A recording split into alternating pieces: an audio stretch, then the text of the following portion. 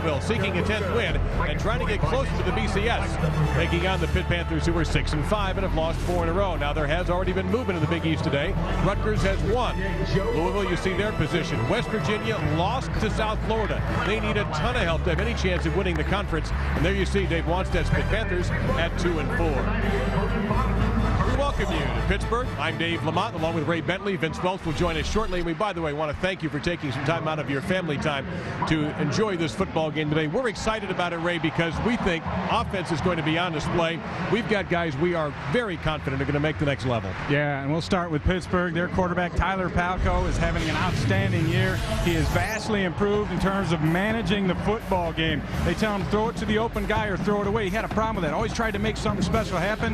Now he has become more disciplined in getting the ball to these two outstanding receivers. Kinder, a big play guy, can go up and get any football, and then Hoderick Turner is a guy that can just be steady, make runs after the catch, and use his big body to get things done.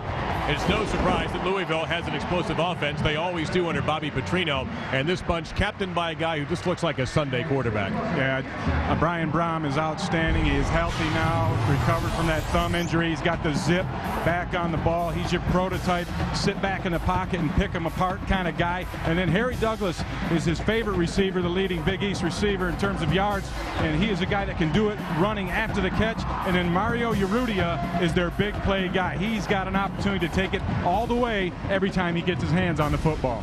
Now, there are always the factors we look for in every football game: offense, defense, special teams. I mean, you factor in emotion today, but there is a fifth factor that's going to be huge. And earlier we caught up with Vince Welch, who's going to explain the field.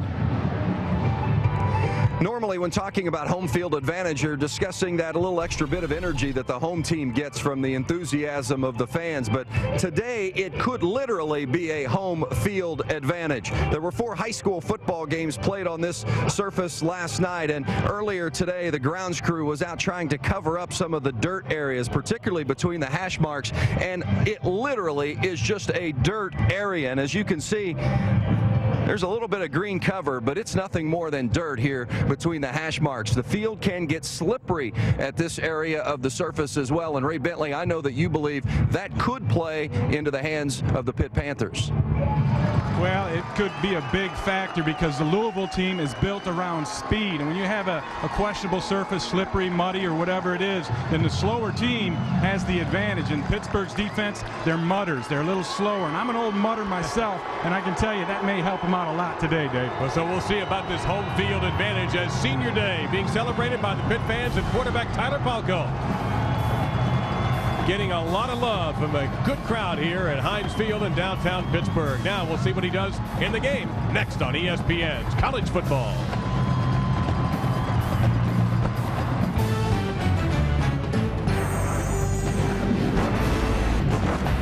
ESPN's 6 miles from where the Pitt football facility is, and Bobby Petrino at Louisville, 38-9 career record, and on the road 17-8. Well, and I was very impressed in talking with Dave Wanstead. He's got a good plan in place here to try and revitalize this Pitt Panther program, and he's just a bundle of excitement. You wonder, where's his mind at? Had been in the NFL, now in college football. He's as excited as he's ever been in terms of turning this program around. Well, I'm not sure, Ray, that any other college program would have suited Dave Wanstead so soon after his NFL situation ran out on him. But when he talked to us the other day, we were sitting in a room that used to be a steel mill where he and his father worked. I mean, that's how tied in he is to this area. Yeah, and he says it really helps him in terms of recruiting and just knowing everybody in this area. And if there's a good football player in Western Pennsylvania, Dave Wanstead expects to get him on his team. Well, we mentioned special teams for these teams. Both of them have the ability to take it to the house. Jawan Spillman, number 26, is a guy certainly worth watching. And Trent Guy is back there also. He does punt returns as well. Well, take note of this, everybody. Now, Louisville is going to get the ball first, but Dave Wanstead promised us yesterday that Tyler Palko will not get sacked in the first quarter. So file that away. When Pitt gets the ball, we'll see if that holds up. Louisville's got a good defense, by the way. Gressel with a kick. And they'll say the heck with that and let it go for the touchback. Will bring out the Louisville Cardinals offense, and it's one of the best in the country. Brian Brom, the junior from Louisville, Kentucky. 15-3 as a starter. Number 6 all-time total offense in this school's history. Big East Player of the Year last year. And fulfilling a dream, Dave. You know, he was back, grew up in the Louisville area and had a chance to go to a lot of other different programs, but at the age of 12 had a dream that Louisville could be prominent in the national picture in terms of a national championship, and here he is, you know, getting close to living that dream. They start the game with Stripling as the tailback. He'll get the first carry, and Pitt's defense will smother him for a loss. And there is H.B. Blades in there for Pitt. Nivea for Men brings us the Louisville starting lineups, and we like to highlight the offensive line a lot of the times, and you found one guy in particular you're really fond of. Yeah, and that's the center, Eric Wood, who I think is an outstanding football player. He makes the calls up there. They'll pull him on toss sweeps. He's the guy that really, even though he's just a sophomore, makes all the calls and is the leader of that group up front. This is his 23rd straight start.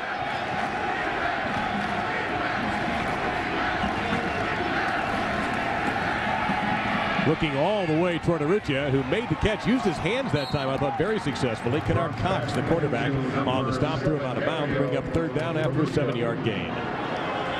Louisville on defense, and Ray, this is kind of an underrated unit, isn't it? Yeah, actually, the Pittsburgh defense we're looking at. Pittsburgh, you're right. And you look at that defensive line, Dave, and that's where they have to really play well today. They've had a couple of injuries, so they've got younger guys that'll come in and fill in some of those spots. They need to hold that line up front and allow some of the faster guys to run to the football. Third down, they need about 4. Colby Smith now into the tailback slot. Pressure up the middle, and it won't work. And on the coverage again, H.B. Blades, the outstanding senior linebacker from Plantation, Florida. A lot of Florida influence on this Pitt Panther team.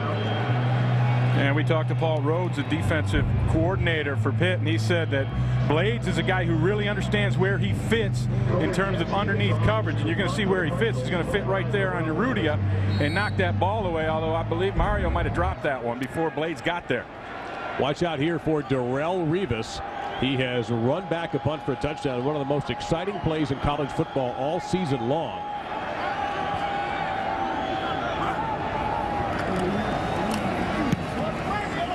Getske, that's a high kick. And Rivas will give Pitt decent field position at the 33-yard line following the 41-yard punt. Well, this Tyler Palko, left-handed quarterback, 2-time All-Big East honoree, and he's got a chance to really pass an unbelievable name. If he gets 201 total yards today, he will pass Dan Marino into second place in the all-total yardage list. And he can't catch Alex Van Pelt, but that says a lot about Palko right there. Yeah, that's a pretty good name to be passing on any kind of list.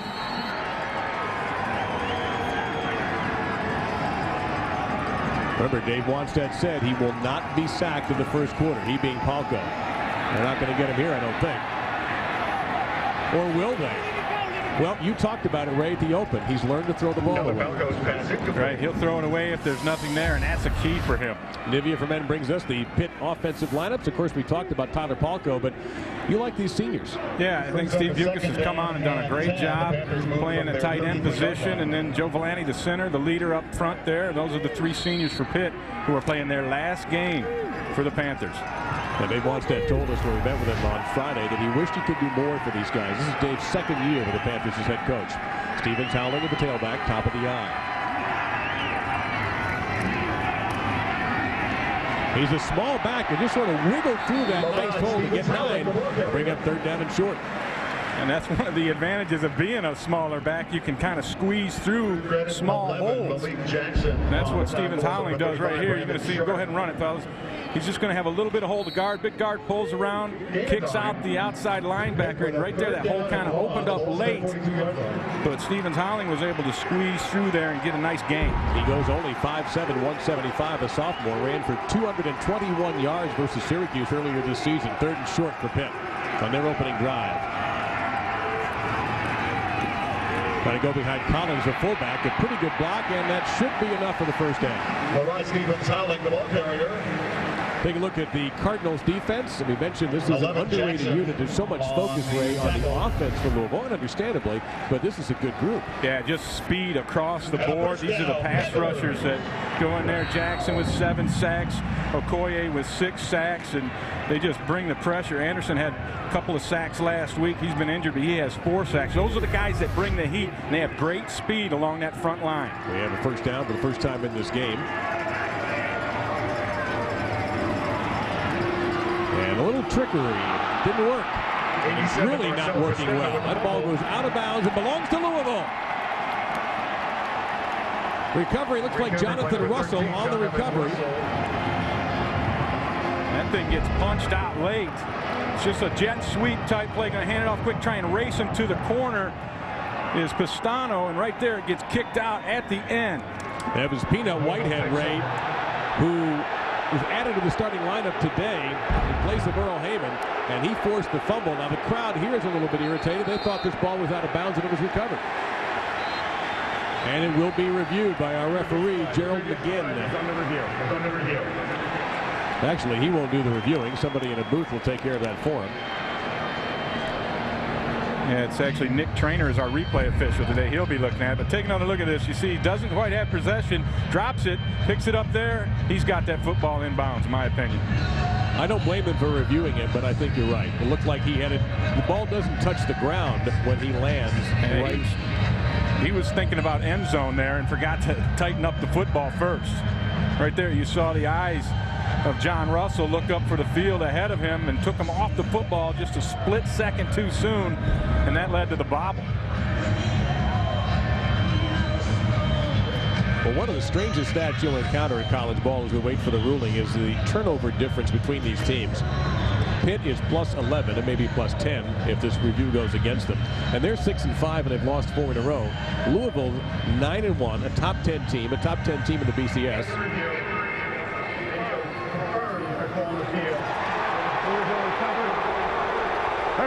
Well, they're even now, but that's amazing for a team that's 9-1 to be even in turnovers, while the team that's +10 isn't. Yeah, sometimes that can be a misleading statistic. Most times not, but in this case it definitely is. And the thing for Louisville is they've got so many other things going for them that they don't necessarily have to win the turnover battle to win every game. That Stripling goes into the tailback spot. Now they empty the backfield. He goes all the way to the far side.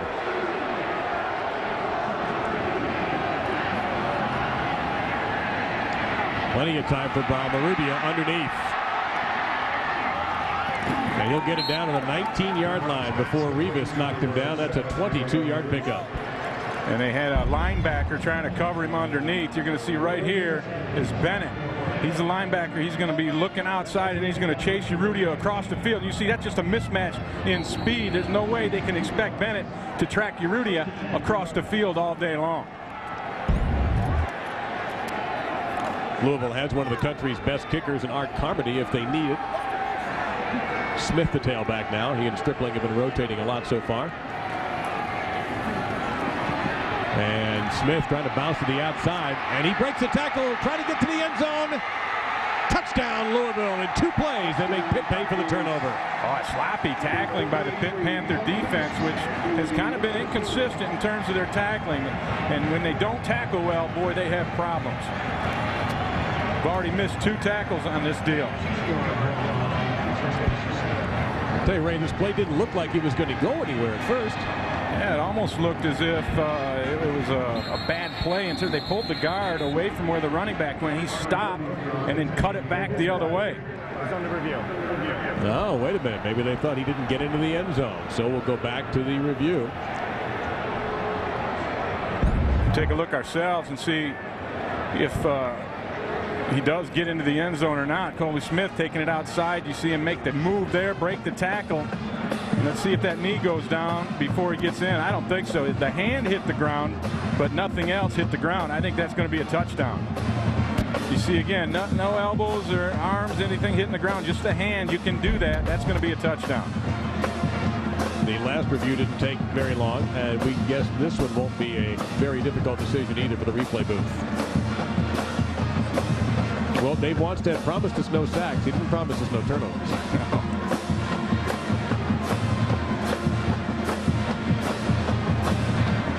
After review. Video confirms the call on the field. Touchdown is good. So Carmody on for the PAT. Trying to make it 7-0 Louisville.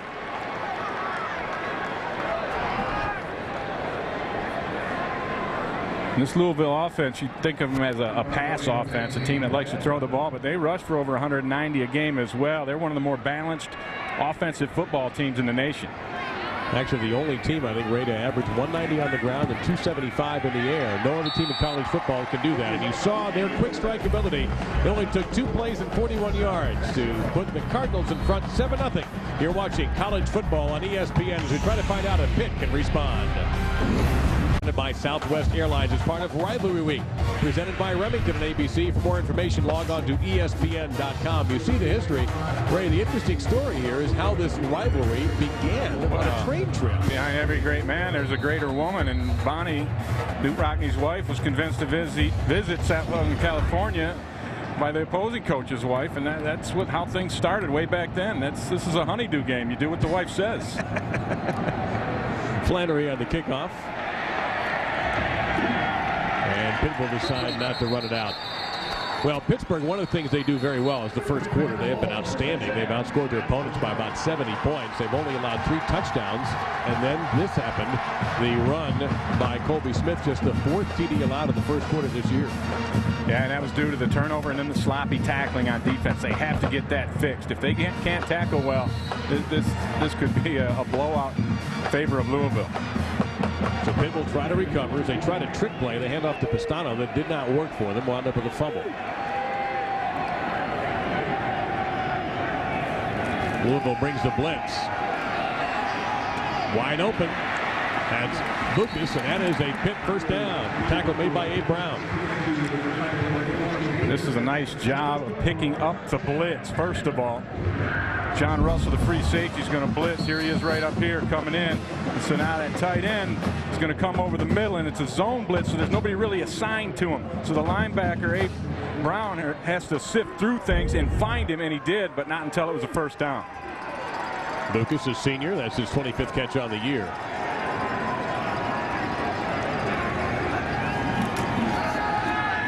Quick toss out. It'll pick up about 5 or 6. It looks like O'Derrick Turner on the catch, and the tackle made by William Gay. Well, Dave Wannstedt said, hey, we're not going to be sacked here in the first quarter, and one of the things he's going to do to avoid that sack is throw the one-step passing game. Stand up, pitch it out to the wide receiver as quick as possible, get him one-on-one out there with a corner and get what you can. 2nd down and 4. You see Dave's numbers here at Pitt. Stevens Howling, the lone setback. Pretty much looks like the same play, different receiver. That's Kinder close to the marker. Yeah, and they'll move Kinder around to try and get matchups and put him in different spots. Usually he's the flanker. They'll move him over to split in where he was on that particular play. Sometimes he'll be in the slot, but he's the guy they really like in terms of the big play. You got a critical down, throw it to Kinder, because if that ball's up in the air, he's going to go get it. That's his 47th catch on the year. He has 6 touchdowns. The average is about 17 yards a catch normally. That one is shorty, but it moves the chains. And a 6-man front up here for Louisville. What do you think that might mean? Means they're blitzing. They do, and Palco picks it up nicely, gets to Kinder. They'll be a little short of the first down. He almost picked that thing up. Gain of 9 on the play. Well, there's no question Tyler Palco is a better quarterback than last year. The numbers prove it, and his coach is convinced he's better. You know, really calmed his game down. He's gotten a lot more focused on what the big picture means. And anytime you have a quarterback doing those things, you know, he's going to give you a chance to win every week. Yeah. They want to measure for this first down, right? Yeah, and following up on Dave's comments about Tyler Palco, and it's definitely, you can see the improvement in his game in terms of him not being such a cowboy, or as he called it, a linebacker mentality where he wants to tuck the ball and run a bigger guy over, or if something's not there, he's going to run around and force the ball in and try and make a big play. Sometimes that looks good, but most of the time or even if you do it half the time and you make a mistake, that's bad news for your offense. That's not how the West Coast offense is run. And so what he's been able to do now is kind of, you know, if it's not there, eat the football or throw it away, not try to be a hero on every play. How much do you think the influence of Matt Cavanaugh, the Pitt offensive coordinator, has helped Palco? A tremendous influence. In fact, that's the main reason. He convinced Palco that that's the route he had to take, and then they worked at it and worked at it and worked at it, and it really started to come together towards the end of last year. And this year he's just been outstanding in terms of making his decisions and managing a game. See the distance they need to get the Panthers for a first down. I think they're checking to a run play. Stevens Howling is the back. Or not. Well, it is. There you go. It is a first down and a lot more. Well, he does sort of squeeze his way through there. You kind of lose it. I mean, we have a pretty good view from up here, and I have a hard time finding it. Well, he's only 5'7", 170 pounds. They do a nice job. You're going to see, go ahead and let it run, fellas. And they're just going to get the fake real quick.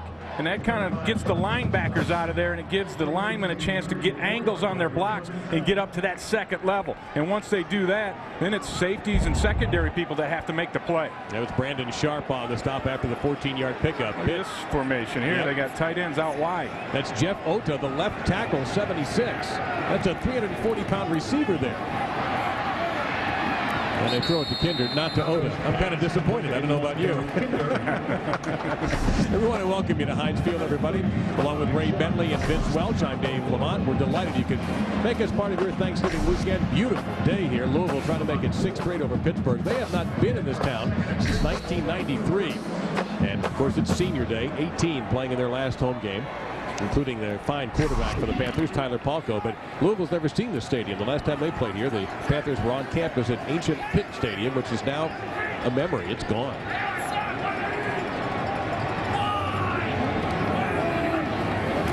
Well, they've been picking on that side like crazy. What do they see over there, Ray? Well, what they see is a corner off, just enough so that the receiver can catch the ball and have some room to go ahead and make a move before the tackle is commenced. So, you know, you get them off like that, then go ahead and this is an automatic. Look at the space here.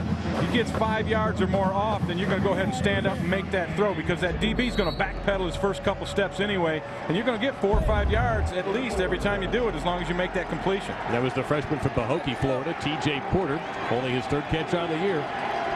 It's a nice little drive by Palco, spreading the ball around, mixing in some runs, making great decisions. Perfect so far. That's Kinder in motion. Looking that way.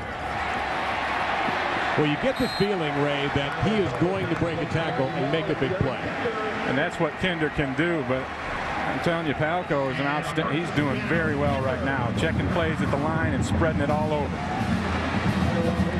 Well, let's go down to the field and join Vince Welch. Vince? You guys are talking about Tyler Palco and his relationship with Matt Cavanaugh, the offensive coordinator. And Cavanaugh told us this week that Palco is as prepared and as smart as any player he's been around. Not only players at the collegiate level, but the pros, too. And Matt Cavanaugh has been around a lot of good football players, so it was about as high a compliment as he could pay, the one he paid to Palco this week. Yeah, and Vince, he was a pretty good football player himself, too. Going to shot for the end zone. Great coverage that time by Gavin Smart. Well, let's get an update on Bedlam, Oklahoma State. Head over to Reese Davis. Reese. All right, guys, Sooners and Pokes were tied at 7. Paul Thompson looking for Joaquin Iglesias to all the goals he's crossed before. Touchdown Sooners are up 13-7 at the half. All right, that's Bedlam version number 101 of meetings between those two schools. There's a look at Matt Cavanaugh. He also spent some time in the National Football League, but he too is a Pittsburgh guy. He was a quarterback of the national championship team in '76.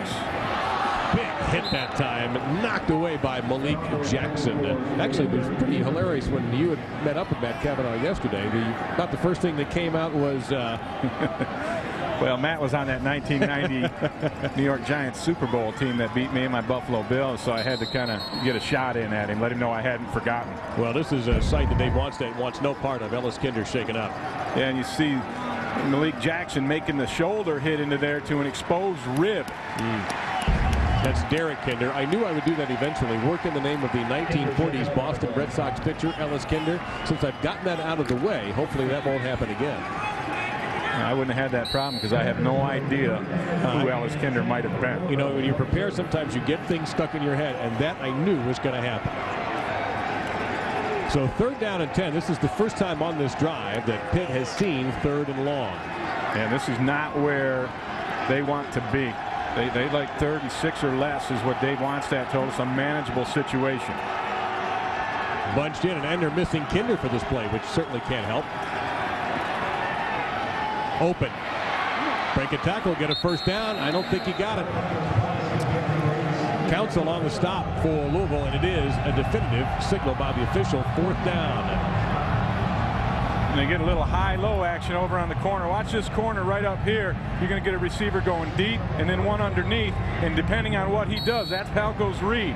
If the corner gets back too far like he does there, he's going to drop it underneath.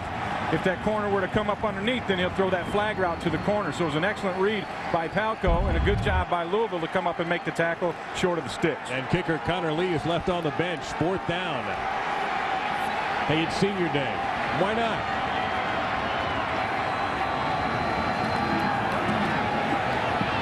First down.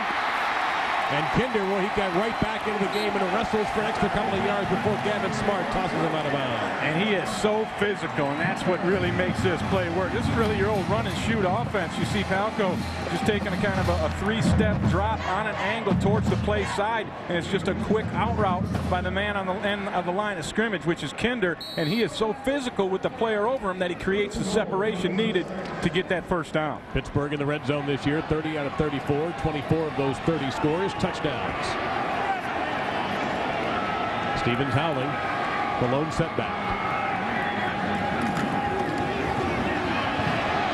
Nice chance to get to the corner. Touchdown pick. Well, we've been tracking missed tackles by Pittsburgh. There was one for Louisville that time. Well, I don't know if that was so much as a missed tackle as a broken tackle in terms of making somebody whiff. What a cut by Stevens howling. He looked like he was going to take it right up into the middle, and then on a dime shot outside. The defender had no chance.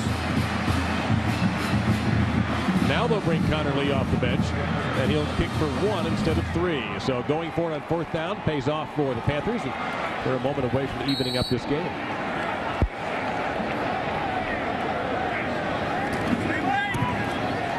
Straight down the middle of the fairway, 7-7 with 6:37 to go in the first quarter. We're getting the kind of offense we thought we might. Stevens howling, zips through, and we are even up now. The ball is in Louisville's court on ESPN. A couple of miles away from the downtown area where a Thanksgiving parade was held this morning. There's our score and time. And kickoff taken by Spillman. He's dangerous. Not there, though. Well, he got dumped. Nice hit made there by Giovanni Chappelle. Beautifully done. Only a 16-yard return. Stevens howling picked up his 10th touchdown of the year. That is a perfect drive, Ray. Boy, outstanding drive. And Dave Wannstedt said, hey, we're not going to get sacked. And they didn't. And the reason was all the one-step drops, the quick out passing that they threw. They did a couple of 3 steps, a couple of play action, mixed it up. You didn't see any 7-step drops out of that Pitt Panther offense in that drive. Colby Smith is the setback. He and Stripling have pretty much traded off plays. Smith has a touchdown for the Cardinals. Put the ball on the ground. And it's Pitts. Well, he just flat dropped the football. And looks like Sam Bryant came up with it, the strong safety.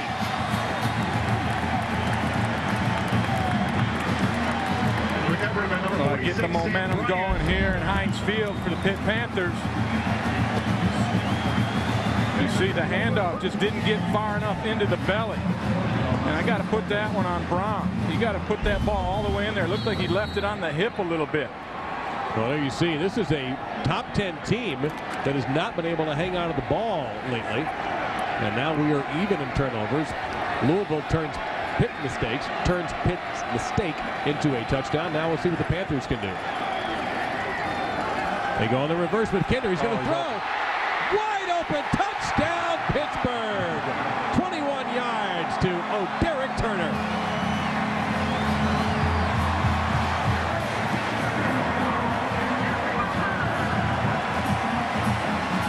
And they went to to the razzle-dazzle there. They had a couple things going for them. Number one, they're in the red zone, and then right off a turnover, you go ahead and take a chance. They, take a shot. They with the reverse pass, and it was wide open. Louisville nowhere near Kinder.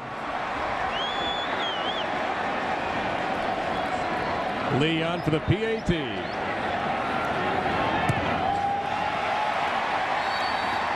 He's good.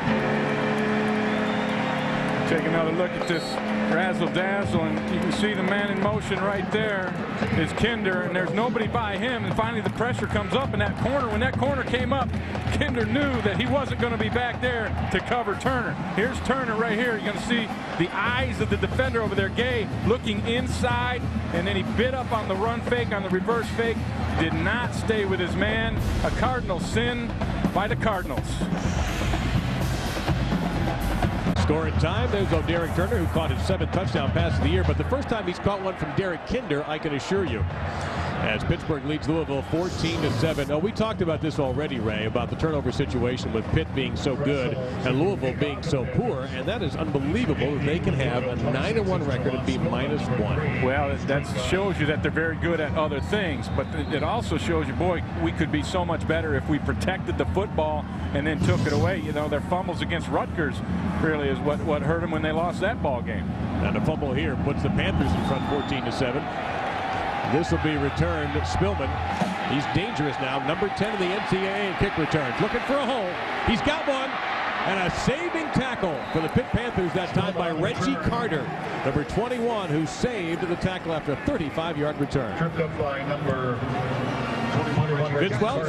Guys, Dave Wanstead was talking to us earlier this week about his seniors, and even though this is a group that he has not recruited here to Pittsburgh, he talked about how much he wanted to win this game for that group. Only 12 seniors on this Pitt team, and Wanstead has grown to love each and every one of them. He says he wants to get this game so they'll get a bowl game or a better bowl game, and also give them the opportunity to showcase their skills a little bit more. And he is really outspoken in that regard as to what the seniors, even though there's only 12 of them, what they mean to this program. All right, thank you, Vince. A short gain there on the pass to Colby Smith. Brown had plenty of time to scout out his options, but good coverage that time by the Panthers D. Yeah, it was a real late developing route, so he needed that time, but it was so covered up down the field, he had to dump it off. And then I was impressed with the pursuit of the Panther defense getting after it. Of course, those seniors that Dave Wanstead is so fond of were not the players that he recruited. Walt Harris, who's now the head coach at Stanford, brought those guys in, but Dave grew to like them very, very quickly. Not much of a gain that time for the Cardinals. Brings up 3rd down, and they'll have about 5 or 6, looks like. Joe Clemon and among others on the stock, Rashad Duncan also making a stop. You see Bobby Petrino over there signaling in the plays. His brother Paul Petrino's upstairs in the booth, and he kind of makes suggestions, and then Bobby will make the final decision on what play he wants. And when we talked to Paul Petrino, he said, you know what, that's the one thing my brother does really well. He can call some plays now. They empty the backfield. Down the middle. Great catch that time. That's Harry Douglas. Brian Bennett on the stop, but Douglas got in front of his man and makes the catch. 1st down, Louisville. Just an outstanding throw from Jeff Brom.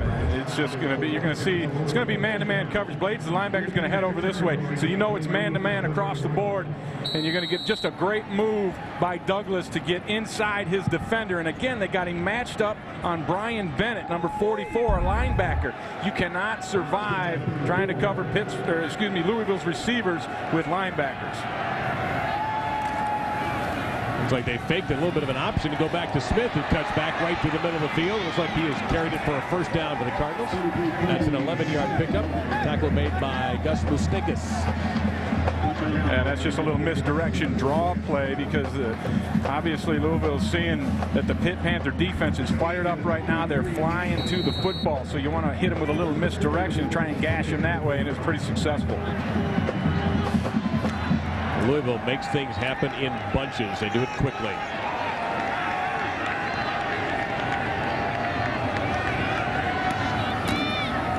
Good play action. Might be looking at Douglas again.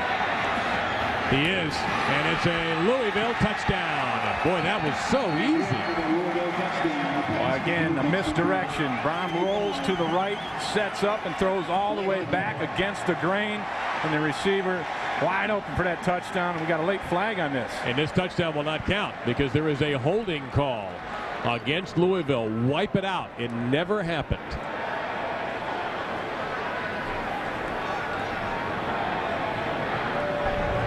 Legal block in the back on the offense. Number 33. 10-yard penalty from the previous line of scrimmage. Replay first down. That's Colby Smith. Colby Smith was the tailback in that last setup. It's hard to kind of see it from this look right now, but right there it is. Right there you see he pushed him in the back at the end, and he's outside of that clip zone, which is right at the line of scrimmage. When you get back behind the line of scrimmage, you cannot hit somebody in the back. So forget about that touchdown. Instead, it's going to be first down at 20.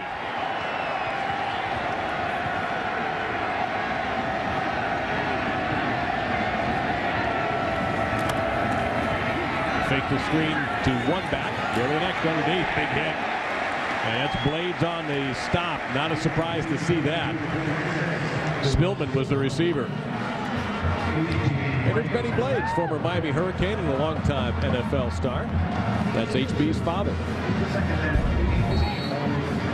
Take a look at this play at the end. Blades in the middle in his zone coverage. Comes up and puts a little plastic on Harry Douglas. Well, Blades, if he has a huge day, will pass another Pitt immortal. We'll tell you about that in a moment for all-time tackles. This is Smith. They could have used Blades on that one. Breaks the tackle almost. He actually dragged Jameel Brady quite a ways, 10 yards on the carry. But if a huge day happens for HB Blades, 19 tackles, he'll pass Hugh Green on the all-time tackles list for second place. Here is HB and his dad. Emotional moment for the Blades family there. Everybody knows Benny Blades played at Miami, was an All-American there, won a national championship. A lot of people thought his son would go to Miami. He said he felt more like a Pittsburgh guy when he came up here, was comfortable, blue-collar type guy. He said he'd fit in better here. Through behind the receiver. That'll bring up fourth down and about 8. Well, HB Blades is from South Florida, but this is his kind of town. Well, he said, I feel that way, blue collar. You bring your hard hat to work. He loves the city and the atmosphere. So the people here love the game of football, and that's why he came here. It's going to be his last opportunity to play today, and it's going to be an emotional one. And you saw some of the emotion when he hugged his father, and you see the emotion in the way he's playing this ball game. Carmody is on, and he has made 15 consecutive field goals. He is a Lou Groza Award finalist. And he tucks that one into bed nicely. So Louisville gets on the board. They had 6. It was taken away by a penalty. So Pittsburgh maintains the lead with 1:59 to go, 14-10 after the field goal by Carmody, the all-time leading scorer. You know, when we talked to HB, he and his father really weren't that close as he was growing up. Right. In fact, he lived with his grandparents and down in Florida, and until Benny retired, he really didn't live with his father, didn't see him that much, but he said now after he retired, he moved in with him and he was able to kind of hang around, and he was in the Lions locker room and, you know, talked to Chris Spielman and Barry Sanders and those kind of guys as a kid growing up. Said he really learned a lot from that situation, and he's really become a lot closer with his father since they've moved in together. And also another big influence in his life was his uncle Al Blades, who was tragically killed in a car accident a while back, and certainly a void in HB's life. I know he misses him terribly, but that's quite a set of bloodlines in that group for football players. Well, you know, you got the USC Notre Dame game on ABC, but if you like to watch a great ACC battle with a lot at stake, we got it for you tonight at 7:45 on ESPN at 7:45 Eastern, of course. Wake Forest continues fighting for the ACC Atlantic Division. What a story as they visit Maryland. College football primetime, part of Rivalry Week, presented by Remington on ESPN Saturday at 7:45 Eastern, and also available in high definition on ESPN HD. And for more information, you can always log on to ESPN.com. That's Robinson and Porter back deep. Robinson third in the NCAA in kick returns, and he'll get a chance. And good coverage that time by the Cardinals special teams. Only a 21-yard return. The hit made there by Lamar Miles. And Benny Blaze has joined Vince Welch. Vince? Well, Benny, we saw that video of HB coming out and greeting you here on Senior Day. What emotions are going through your mind there? I was telling his mom, I can't believe it's been 4 years. You know, it's been an incredible 4 years for him, you know what I mean? You know, he almost made me tear up. I'm not an emotional guy. I mean, he's enjoyed his 4 years here, and I wish him nothing but the best. We're going to watch this play here and come back to Benny. Well, time's running out on Palco's no sack guarantees. He finds Stephen Howlings, and even though Stephen Howlings is small, they found him for his short game. Vince?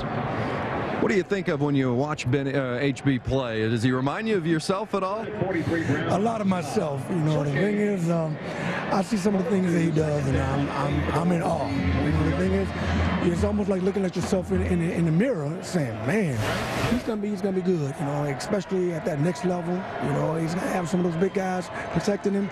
And I tell him, "Hey, you're gonna have a lot of football left." Yeah, good to see you, Benny. All right, thank you. All right, Vince, thank you much. And there is a play that Pitt has gone to now 5 times. Kinder mainly on the catch, and he gets it out to where we 3rd down and short. Abe Brown on the stop. 43, Abe Brown has the stop. Well, there you see Benny and HB's mom. We're talking about where HB ranks in the all-time tackles lead. You know, there's been some studs who have played at Pitt rank. Yeah, there have. And you look at this list, you see Hugh Green is the one he's kind of closing in on. If he has 19 tackles today, he'll pass Hugh Green for 2nd all-time. And he said, boy, that would mean a lot to me because everybody knows what a great player Hugh Green was. You see his picture up all over the place at their facility, and he just felt that would be a monumental accomplishment. 3rd down and short, and this time Stephen Howling is just hauled down by Malik Jackson for a loss on the play. And for the first time today, Pitts Panthers will be forced to punt, but they'll do that when the 2nd quarter starts. No sacks. You're right. They got away with that. And they also get out of this 1st quarter with the lead. Now Louisville's going to get the ball back. Pittsburgh leads this one after 1, 14-10. You're watching college football on ESPN. Prior to that, an 80-yard drive with Tyler Palco putting the ball all over the place where he needed to. They played very well, and defensively, they've held up. They got a break getting that penalty on that touchdown, but so far, so good. We talked at the top of the show with Vince about the field conditions after this punt here by Gressel. I'd like to find out what you think of it so far, because the field here took a beating yesterday. Tough snap and a funny-looking little kick. This might roll a lot, though. Got some room here. Spillman. He'll take this into Panthers territory. So excellent field position for the Cardinals here. And Ray, what do you think? How do you think this field has held up so far after 4 high school games yesterday? I think it's held up pretty dang good, as a matter of fact. You know, when I walked out on it earlier, the thing about it is they rolled it, so it's a very hard surface. And even though you have dirt, as long as it's not mud, you're going to be all right. And, you know, it might get chewed up, we'll stick around, see what happens later on as they continue to play. But so far, so good. I have not seen a lot of slippage. Well, Louisville's 1 touchdown drive was a short field. And they have a short field here down the middle. Urrutia wide open. He'll just walk into the end zone. That is a 42-yard touchdown pass. And again, they made it look really easy. Well, the key was the great protection. I mean, Brian Brown, he just sat in there and waited. And finally, Urrutia came across and beat Jamel Brady on a kind of an inside post cut. And Brady just didn't have the speed to hang with it. And that was a concern, I think, for Pitt, realizing they're just not as fast as the Cardinals are. Right? You try to, manufacture speed. You do different things to try and do that. But at the end of the day, you got to be able to cover their guy when he's running down the field like that. Good snap on the PAT, and now Louisville has taken back the lead they had early in the 1st quarter, 17-14. It's Brom and Urrutia hooking up yet again for the Louisville Cardinals. Now we'll see if Tyler Palco and the Pitt Panthers can counter when we come back. This is ESPN's College Football, presented by Cars.com. We're back. Let's take a look at that last touchdown. Here's Urrutia right here, and the safety, Brady, right up there. Now you're going to see Brady, they got him stacked coming down the field. He got too wide and wasn't able to recover when Urrutia made that inside cut. He's got to stay a little bit more inside because that's his area of the field. He just got too wide, and it allowed the room for Brom to throw that dart in there. And that allowed Louisville to go back in front 17-14. He's Ray Bentley. I'm Dave Lamont. Vince Welch is on the sidelines. An absolutely perfect day in downtown Pittsburgh. Low 60s and no threat of rain. Chance here again. Looks like Robinson. Couple of nice cutbacks, but Louisville with a fine job on coverage. Let's get more on Bedlam 101. Let's go to Reese. All right, guys, Oklahoma trying to make its way to the Big 12 championship game. Taco Bell studio update. Alan Patrick making a run for Kansas City. 65 yards to put the Sooners up 20-7, but the Pokes just answered. Extra point pending. It is now 20-14 in the third quarter. All right, Reese, thank you very much. How about the play of Patrick with the loss of Adrian Peterson? He stepped his game up right there, and it also tells you that they've got a pretty good offensive line. How about that with Kinder, the one-hander? Gain of 19. And watching film on Kinder, I saw a bunch of plays like this. He's got circus catch ability. Here he is. He's going to run a post route, kind of just stick it inside, and then the ball's thrown behind him a little bit by Palco, but he just one-hands that thing and brings it in. And he can make that kind of play on a regular basis. With a free safety, John Russell on the stop. You take a look at Kinder, a junior from Albion, New York, but I'm sure the NFL scouts are all over him. Of course, the funny thing is the Panthers actually share a facility with the Steelers, but they really aren't allowed to speak. So to speak. Right. There's that fake again on that little side screen, and Palco just pitches it over into the Louisville trainers area, so it brings up 2nd down and 10. Yeah, NCAA rules really won't permit any contact. I'm sure accidentally somebody will bump into somebody, a coach or a player, but no real formal contact is allowed. Right, and they share the complex, so I mean, all you have to do is look out the window and see each other, but I suppose they don't have contact. No. So Tyler Palco with Stevens Howling, the lone setback. Palco hasn't thrown a touchdown pass yet, but Derek Kinder has. And it's Kinder again. He's done about everything. Gets it right to midfield. That's a gain of 9. Well, I know everyone's anxious about that. Some of our crew is pretty anxious about this game. Pete Carroll at USC competing for another spot in the BCS championship game. Tonight they face a tough task as Charlie Weiss brings the Fighting Irish out to California. Saturday Night Football presented by Southwest Airlines is part of Rivalry Week presented by Remington on ABC. And you can always get more information by going to ESPN.com. Pete Carroll has not lost a game in November since he went out to Los Angeles. 19-0. That's pretty good. Stevens Howling, and that's a first down. Look, well, I don't know. Boy, I thought he had it, Ray, and you know what? Look at the spot. Well, that's the thing about having a 5'7", 175-pound tailback. When you need a yard, he's not the guy that can push the pile. And I'm surprised they don't work somebody else. They've used Kevin Collier a little bit, and Shane Brooks a little bit back there. But, you know, when you have to push the pile in order to get the chains, I don't know if you want to put the little guy in there and have him try that. Conrad Collins, the fullback, goes 235. The sophomore from Miami, whose father played in the NFL, Tony Collins. But based on what we all see, the yellow line, which the referee does not have the benefit of, that's all they have to do. Now, Dave went for it on 4th down and 1 deep in Louisville territory and succeeded. And he's going to stay in the game, Ray. Well, I think he realizes he's in a little bit of a track meet right now because they haven't been able to stop Louisville that much here since the first series or so. So he said, you know what, if it's a track meet, then I got to keep running. And Collins, the fullback, does come in.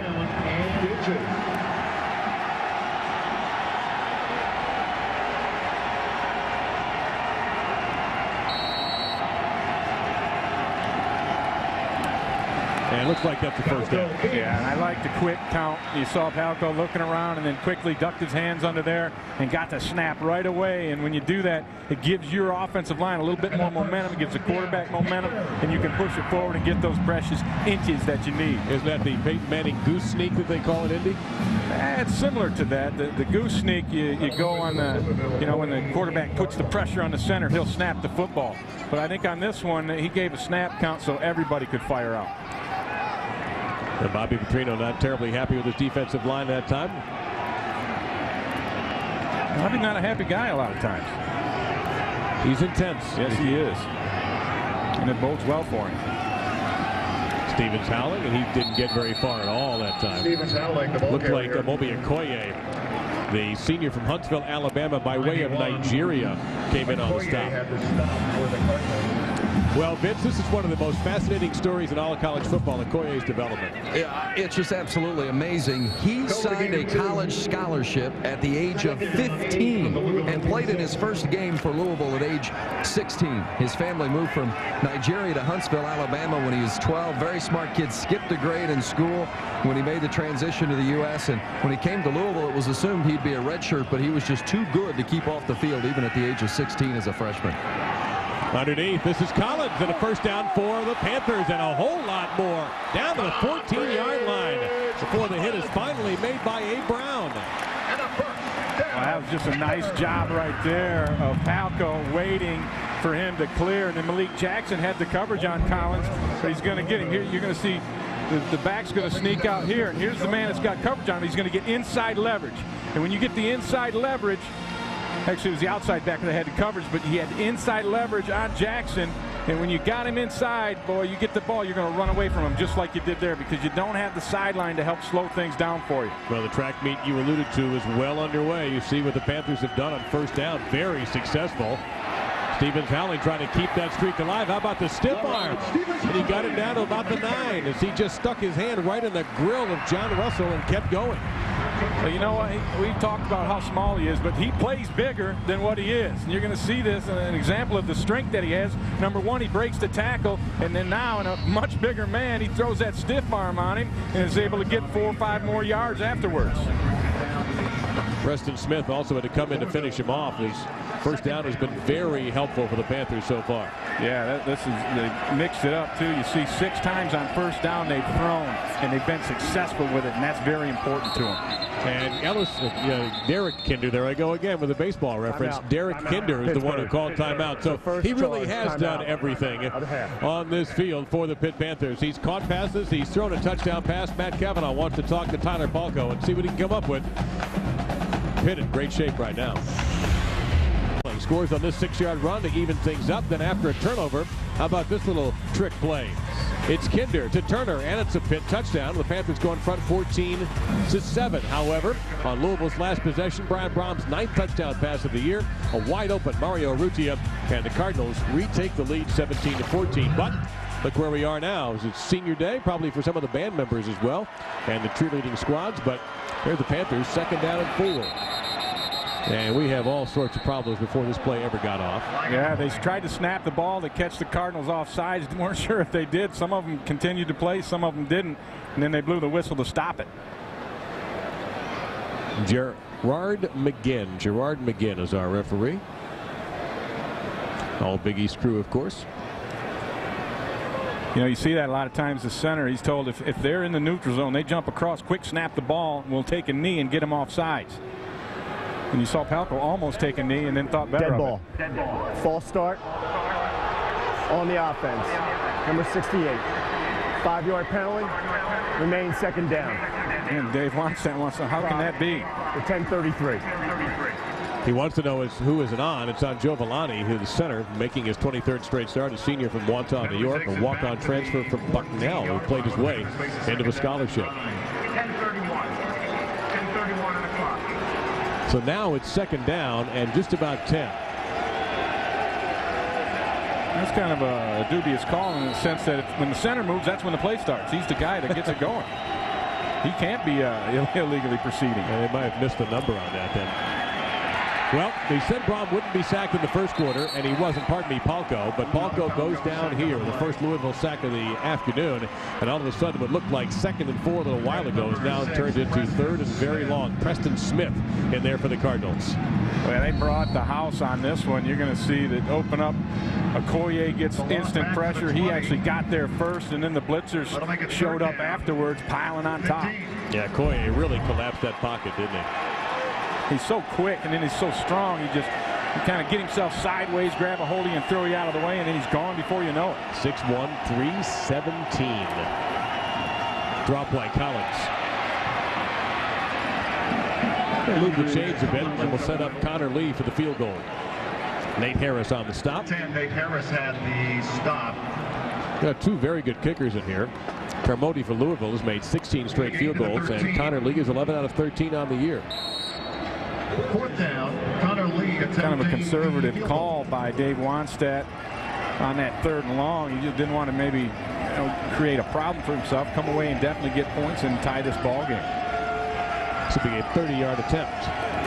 The punter, Gressel, is also the holder. And we are tied. 31-yard field goal. 30-yard kick is good for Connor Lee. He's 12 out of 14 on the year. And Dave Wannstedt has got his team even with the 8th-ranked Louisville Cardinals. That's Pitt 17, Louisville 17. Well, let's go down to the sidelines and Vince Welch. Well, Ray was just saying that he thought that play was a bit conservative, and Tyler Palko, the quarterback for Pitt, agreed. He came off the field screaming at offensive coordinator Matt Cavanaugh. They exchanged words. Cavanaugh chose to let Palko continue on to the bench, but there's no question that Palko was not happy with that call and that selection of a conservative call, if you will. Yeah, you know, those guys have the relationship where they can, you know, that stuff's not going to affect them down the road. They've been at it now for 2 years together, and they got great respect and admiration for each other, and you can kind of, you know, go back and forth like that, and it's no big deal.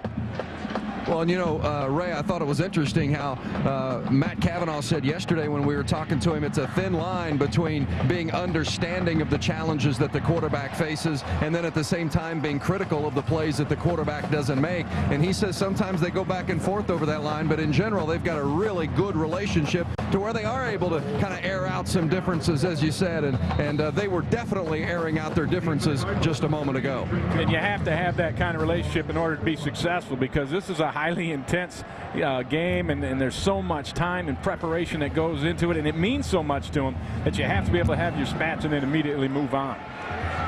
This is Spillman at the goal line, running straight ahead. Didn't make one cutback and got decent field position out of that. About a 25-yard return. Time for our Aflac trivia question. We like this one, but I'm so proud of myself. I got it right. Who is the only other player besides Tony Dorsett to win a Heisman, a national championship, and a Super Bowl, and be voted into both the college and pro football halls of fame? Want to find the name? Want to cheat and impress your friends? Go to page 711 of the ESPN College Football Encyclopedia. We will give you a moment to do that. Now, do you know who this is? Yes, I do, because I was there when you guessed it correctly. Okay, I was trying to set you up there. No thanks. Just this once I was trying anyway. Colby Smith, the tailback for the Cardinals. Pitt doing a good job that time. They strung that play out. Joe Clermont and H.B. Blades in there. Well, Louisville has not been perfect today at all, right? Now, they made some mistakes in terms of tackling. 7 missed tackles, dropped a pass. They got the turnover and then just 1 penalty. That's not too bad for, you know, a quarter and a half. But the 7 missed tackles, that's unconscionable. You can't miss that many tackles in this amount of time. You have to start tackling better. 2nd and long for Bobby Petrino's team. Stripling in the game out wide from his regular tailback spot. Brom winds up, hits Arudia. That's right at the marker. Brom's pass complete to number 7. Well, they continue to have a heck of a game between OU and OSU. Let's go to Reese Davis. All right, guys, checking in once again on that rivalry, Oklahoma State. Chris Brown going in for the Sooners, who are trying to make the Big 12 championship game win, and they're in 27-14, getting late in the 3rd there. Georgia Tech and Georgia, clean old-fashioned hate, they call it. Jackets up by 3 just before halftime. That's for the Governor's Cup, of course. Thank you, Reese. It is a first down for the Cardinals. Anthony Allen gets into the tailback spot right now and gets the carry. Louisville loves to rotate those tailbacks. He is a freshman from Tampa. He's run for over 300 yards this season. All right, well, we gave you time to go look this one up if you have the ESPN College Football Encyclopedia. A great Christmas gift if you don't. Now, who is the only other player besides Tony Dorsett to win a Heisman, a national championship, a Super Bowl, and make the college and pro football halls of fame? It would be USC's Marcus Allen. You might see him on the sidelines tonight patrolling when Notre Dame plays the Trojans in the Coliseum. That'll be a first down for the Cardinals. Again, Allen, the running back. And Allen, the runner again. Rashad Duncan, a sophomore from Belgrade, Florida. So many Floridians on this Pitt Panther team. And you'd think, well, because Dave Wannstedt was on the Dolphins. No, Walt Harris got a lot of those guys. Yeah, and a lot of people go in there because there's so many excellent high school football players down there. And, you know, one of them is Anthony Allen, who's just gotten the ball a couple times in a row. And I've been greatly impressed with him and the limited time that he's had in this backfield. He's proved to be quite a weapon. They send Stripling out wide. Braum to Ruggia. They're having a hard time stopping him inside the 10.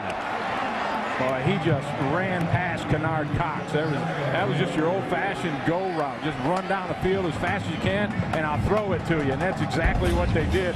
Watch the speed right here. It's kind of a press right there. Kennard doesn't really alter the route with the hands on him. He kind of step for step. He never got his head turned around to look for the ball, but his Urruti is raw speed that blew past him and enabled this play to work for Louisville. And then the throw by Braum was just perfect.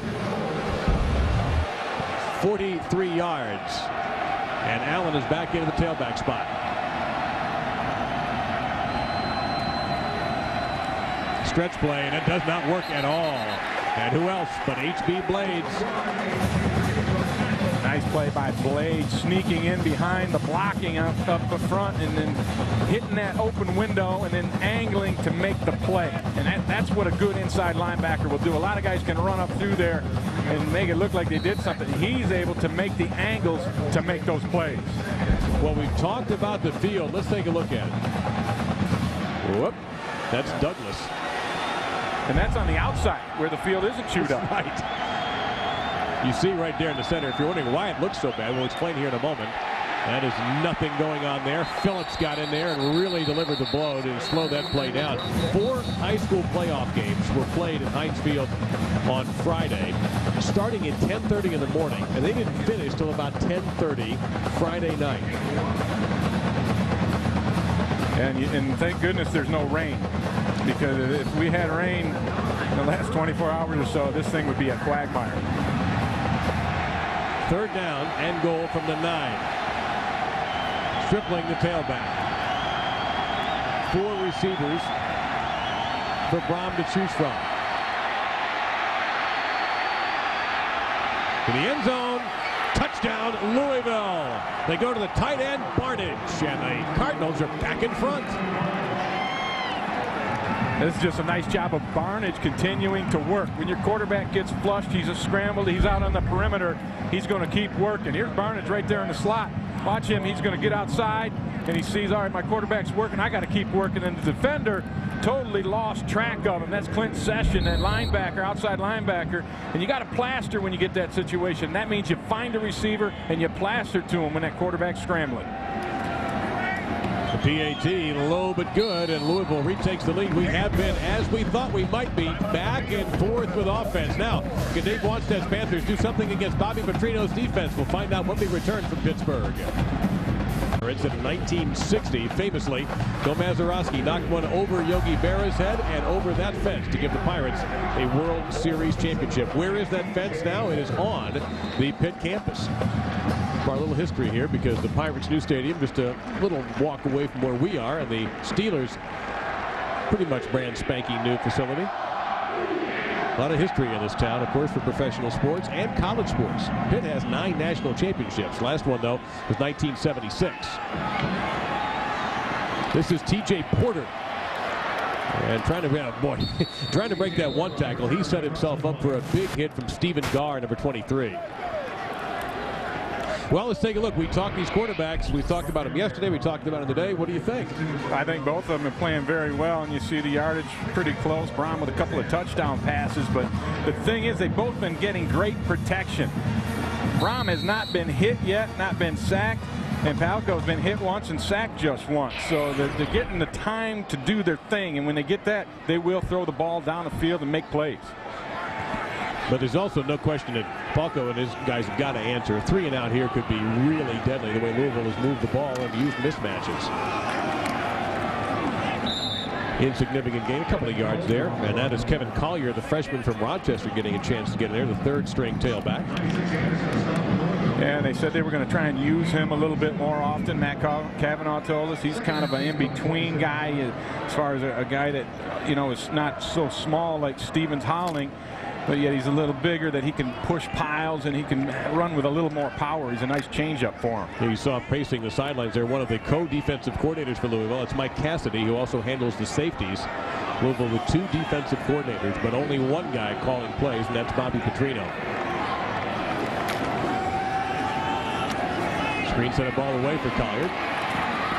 Good job that time by the defender. He didn't buy any of those shoulder shakes. No, and that was a 5-step drop right there by Tyler Palko, and there hasn't been a whole lot of deeper drops for him in this offense. That's what Dave Wannstedt was telling us. We're not going to get sacked because we're going to get rid of the ball quickly. You look at that, 6 times 1-step drop, 6 3-step.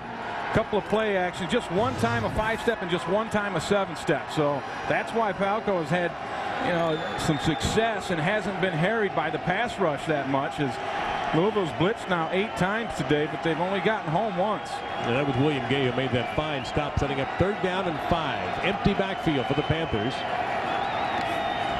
Louisville just rushes 4, and that allowed Palko to find his man. 1st down for Pitt.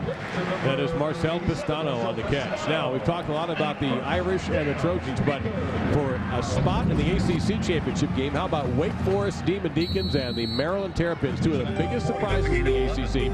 7:45 Eastern on ESPN tonight.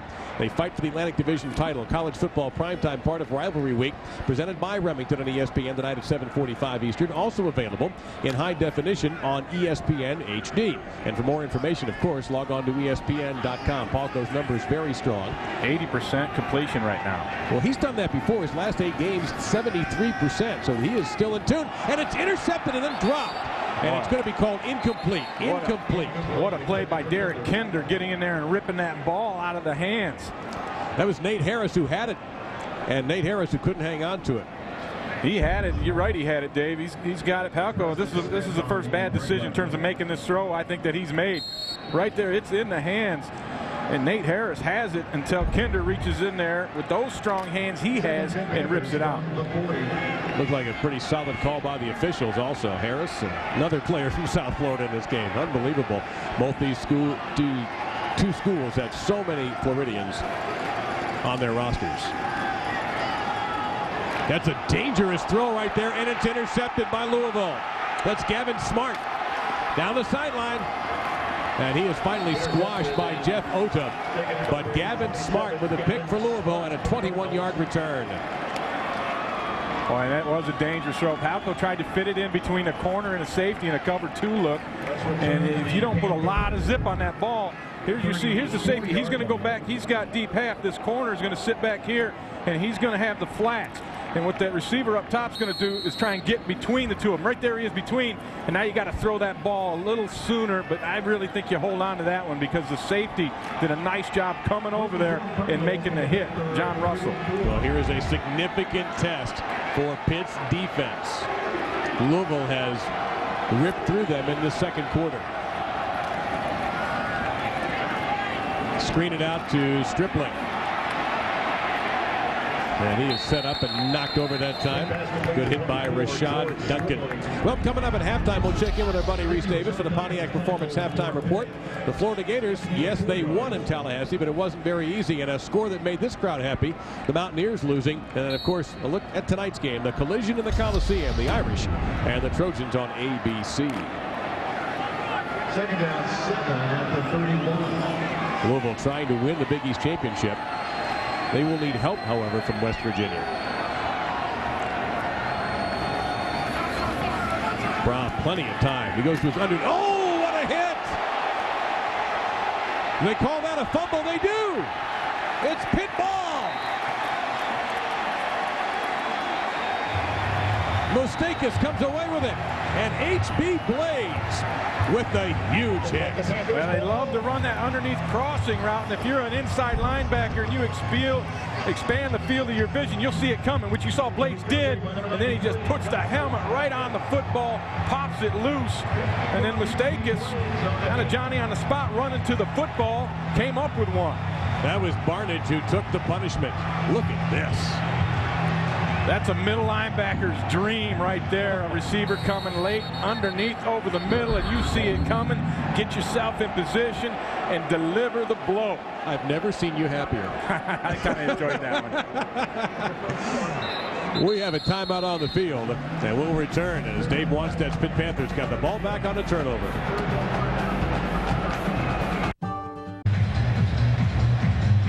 Back in Pittsburgh, that last fumble recovery by Gus Moustakis is under review. The question is whether or not Barnage had control of the football after H.B. Blades hit him. Be the judge yourself. 1, 2 steps, and he gets hit right after he's trying to tuck the ball away. In my book, that's a fumble.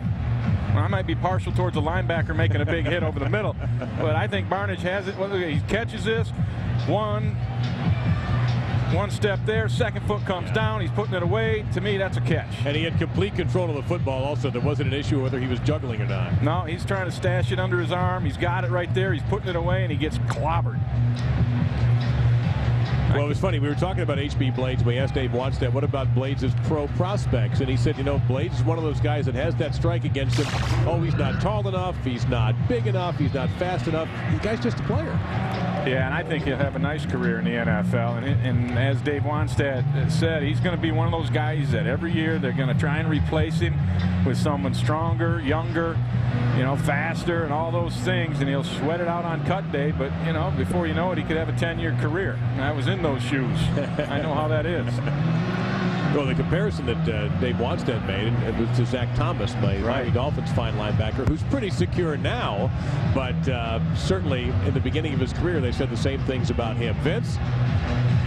Pumping life into a sideline. There were a lot of Pittsburgh players hanging their head after that interception, and when Blades made that hit, this whole sideline erupted, and it wasn't a play that just the defensive players appreciated. As Blades came off the field, even the offensive guys came over and gave him a pat on the shoulders for that big hit. By the way, HB stands for Horatio Benedict, and that is his dad's name, Benny Blades. And well, with a name like Horatio Benedict, maybe we understand now why Benny went by Benny, right? It also stands for hit Barnidge, which is exactly what he did on that play. This official review, Ray, has taken a long time. Let's take a look at this as it happened. In real speed. We won't slow it down this time, and let's see what you think after that.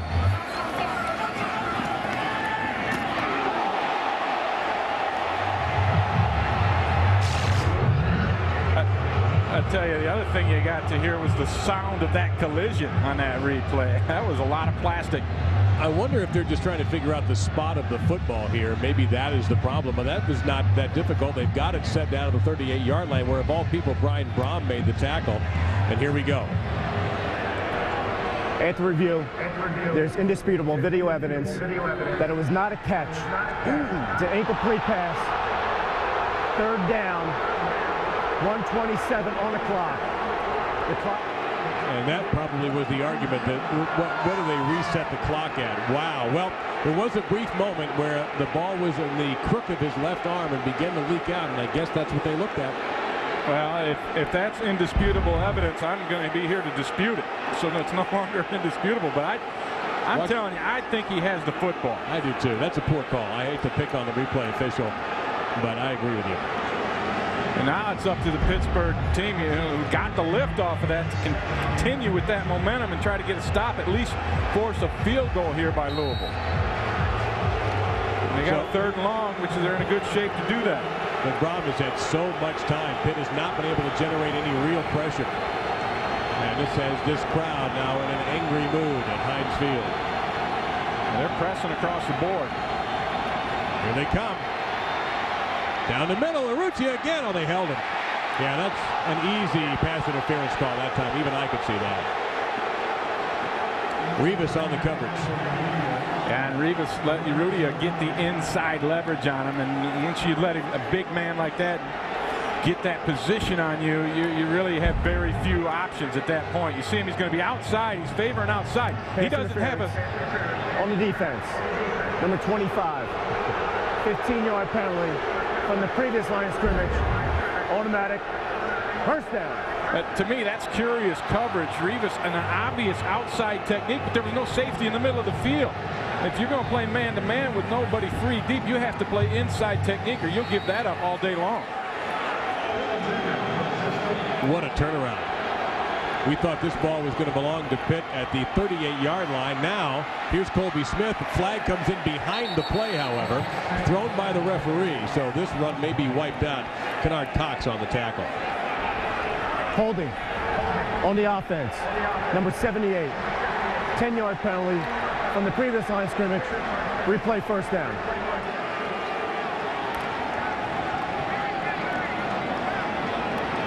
And that's Giacomini is the tackle that gets this thing. You're going to see right over here. Well, they switched it, but right here's the holding. That's 79 of Foster. Yeah, they gave the wrong number, but the right tackle, Foster's the one guilty, and he did hold on that play. 6'7", 327, Bernardo Foster from Ripley, Tennessee. Now 1st and 20. Smith, the tailback, stays in the block. Wow, look at the timing. A pass is tipped. Well, the lineman did that whole thing, Ray. At least if you can't get there, try to disrupt the passing lane. Right, and I'm watching film on Braum. That's the one thing he does, get a number of balls tipped every game.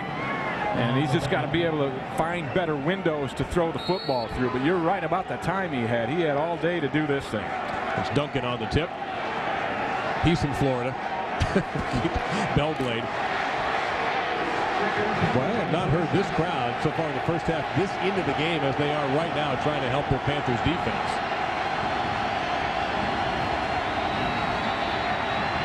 They just can't get to Braun. And he can find his guy right at the marker. That's Douglas. And that may be a first down. That's about a 20-yard play.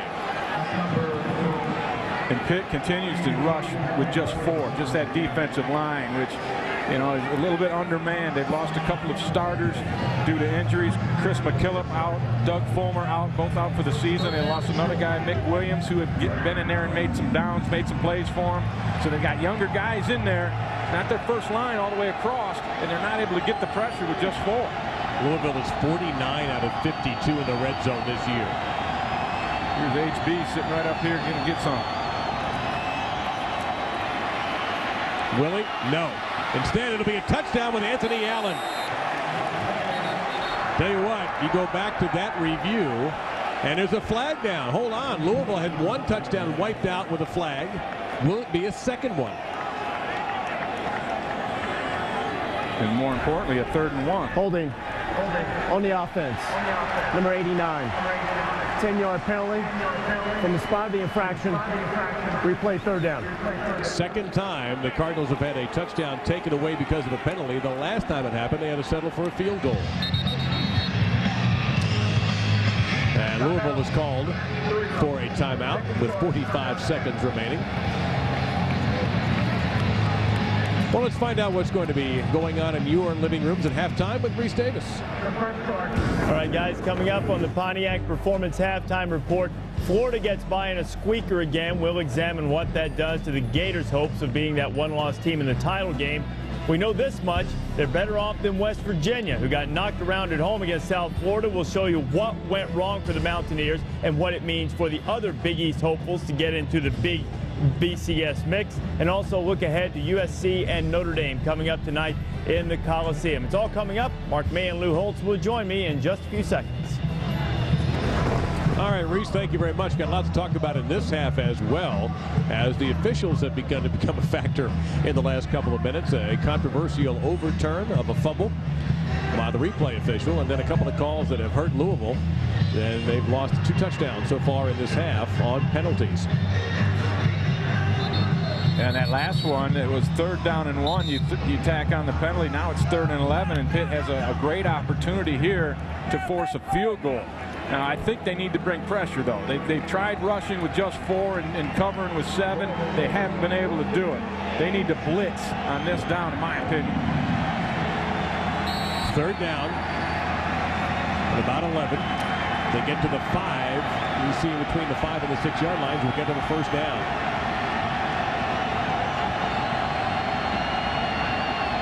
Here they come. They did it, but it's picked up. Braun running out of time and just threw it away. Good coverage in the secondary. No one with any separation. Braun moving around the pocket a little bit to avoid some of those rushers.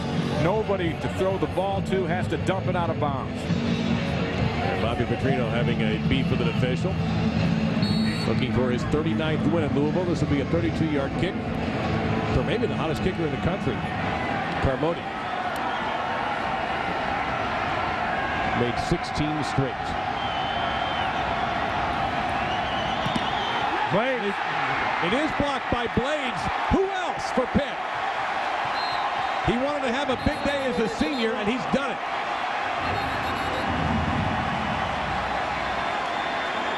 Well, you couldn't even see Ray. He got in there so fast you couldn't even see the holder. It was unbelievable. Nobody touched him. Right up the middle, nobody touched him. That's a grievous error by that field goal team. And Blades just comes from depth. Here he is. He's going to come from depth, and you're going to see him. Actually, he's going to run up inside there, and the left guard blocks outside. The center blocks down on the nose, and they leave a huge gap for Blades to run through untouched. He almost took it off the tee. I was going to say, you normally, look at the angle, you normally never see a kick blocked that quickly. So now Pitt, clock running on them already, so they've only got about 20 seconds. Not sure if they're going to be able to do a whole lot here. Bobby Petrino's still upset over those 2 holding calls that cost him a touchdown. Oh, intercepted, dropped. That would have been yet another wild turnaround, but Rod Counsell couldn't hang on. Boy, it hit him right between the 1 and the 4, too. Another mistake by Tyler Palko. He got away with that one. Have we had enough action for everybody in the last couple of minutes? Everybody satisfied? I'll tell you what, Big East football has taken some lumps over the years, but I think they've come back great this year, and they've got some of the top teams in the country. It's reflected in the standings, although West Virginia took one on the chin today, as Reese told you, and he'll tell you all about that at halftime. And they'll play it safe here.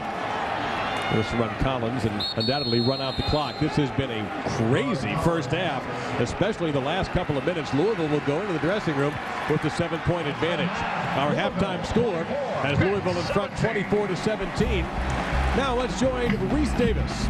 Time for the Pontiac Performance halftime report. Entertaining, hard-hitting first half. Louisville with BCS aspirations, up by a touchdown on Pittsburgh. Lou Holtz and Mark May are here, and Either as HP Blades came and blocked that kick. That was huge. Pitt's going to get the ball first with a chance to tie this thing up here early in the third. They didn't protect Tyler Palko nearly as well in the second quarter as in the first. What do they have to do? Well, I think they have to go back to that short passing game that they were working out early on with the one-step drop, the three-step, get it out quick, negate that rush, and try to make plays after the catch. And the Panthers in their gold senior day. Tyler Palko's last opportunity to play in front of the home folks. And Pitt trying to get to a bowl game. If they win this, they'll get 7 and they'll be in. And at 6-6, well, you don't know if they'll be in a bowl game. Because Dave said, joke with us, we've been bowl eligible for about 6 months. Yeah. And they started out their season 6-1. So here's Robinson. I tell you one thing, Louisville's done a very good job with their kick coverage, but they are not completely happy. And Bobby Petrino spoke with our Vince Welch earlier, and the coach said what made him angry about the first half. We needed to get some points out of the break. We got a couple touchdowns called back. I'd like to see the penalties. I'd like to see them on video. And then we got the field goal blocked at the end. Our defense has got to play in the second half. Offensively, we're moving the ball. We just got to get it in the end zone. Thanks, Coach. And the intensity of Bobby Petrino right there. We had some flags after the play. Dead ball, personal foul. Pittsburgh, number 1. Dead ball, ball center foul on Louisville, number 46. Penalties offset, first down. That's Terrence Bummer for Louisville and Cedric McGee for Pittsburgh hit with those penalties. Well, 11 points, 2 touchdowns, and we're assuming the extra points will be made because they have an excellent kicker. And of course, they got a field goal out of one of their canceled touchdowns, but the other canceled touchdown led to a blocked field goal.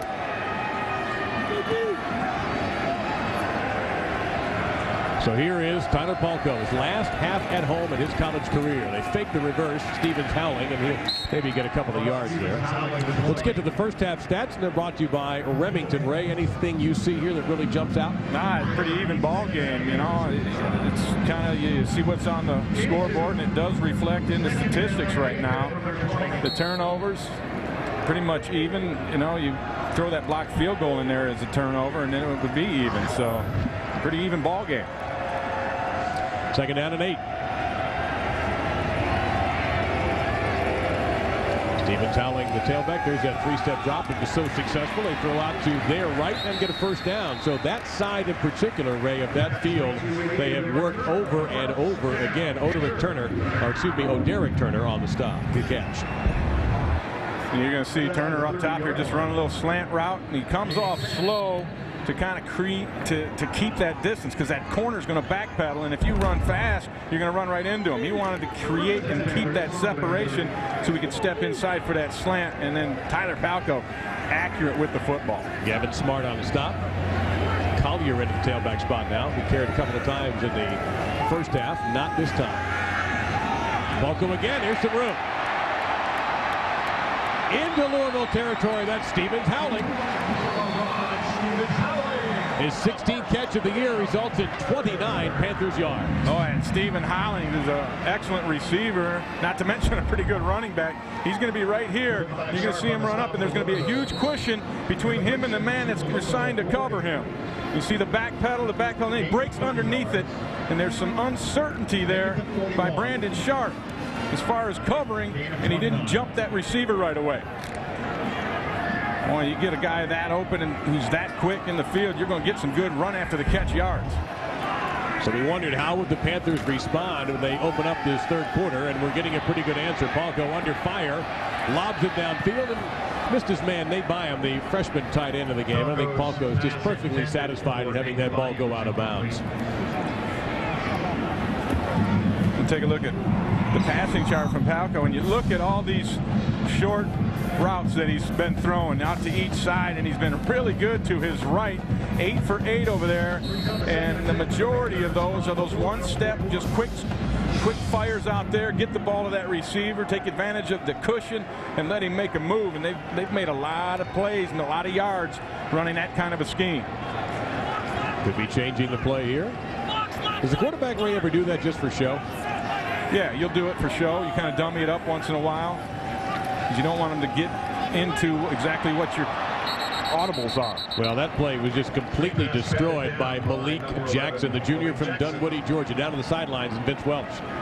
Ray Bentley talking about how Palko is finding the right man, and they're turning those plays into some big yardage. Palko and Matt Cavanaugh, the offensive coordinator, spent a lot of time watching tape of Tom Brady and Peyton Manning in the offseason, studying how those two quarterbacks manage the game. And Cavanaugh says he's really seen improvement from Palko in that regard of managing the game from all of that studying of Tom Brady and Peyton Manning in the offseason. See if he can manage 3rd down and 10. Louisville walking up a few bodies to the line. They brought one. It was blocked. It's going to be 4th down and 10. So we'll get a look at Adam Gressel, one of the better punters in the nation. 11th in the country, in fact, in net punting.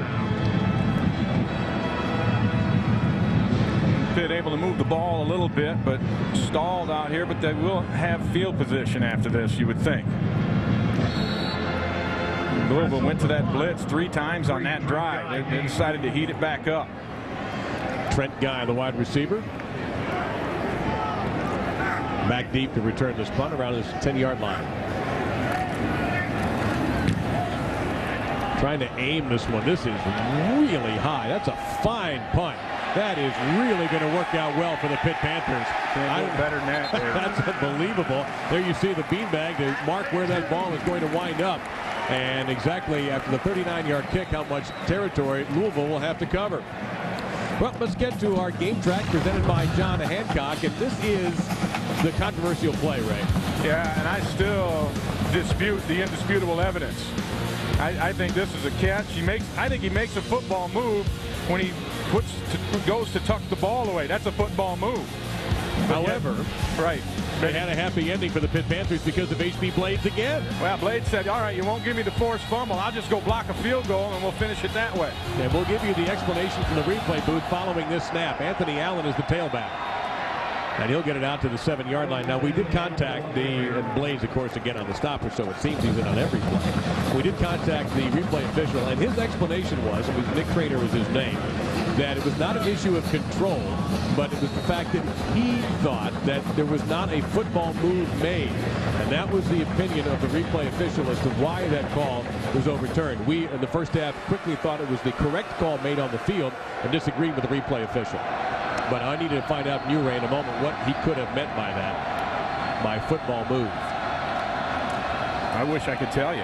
That's Brock Boland. He slipped a little bit and wasn't going to go very far anyway. Joe Claremont has played very well, the junior from Tampa. Well, anyway, people at home, they're going to be wondering, what's a football move? A football move, in my estimation, is a football move. I mean, it's pretty nebulous as far as what it could be. But I think the interpretation is to make a football move, he had to have time to get his feet settled, see the defender, and try to put a move on him.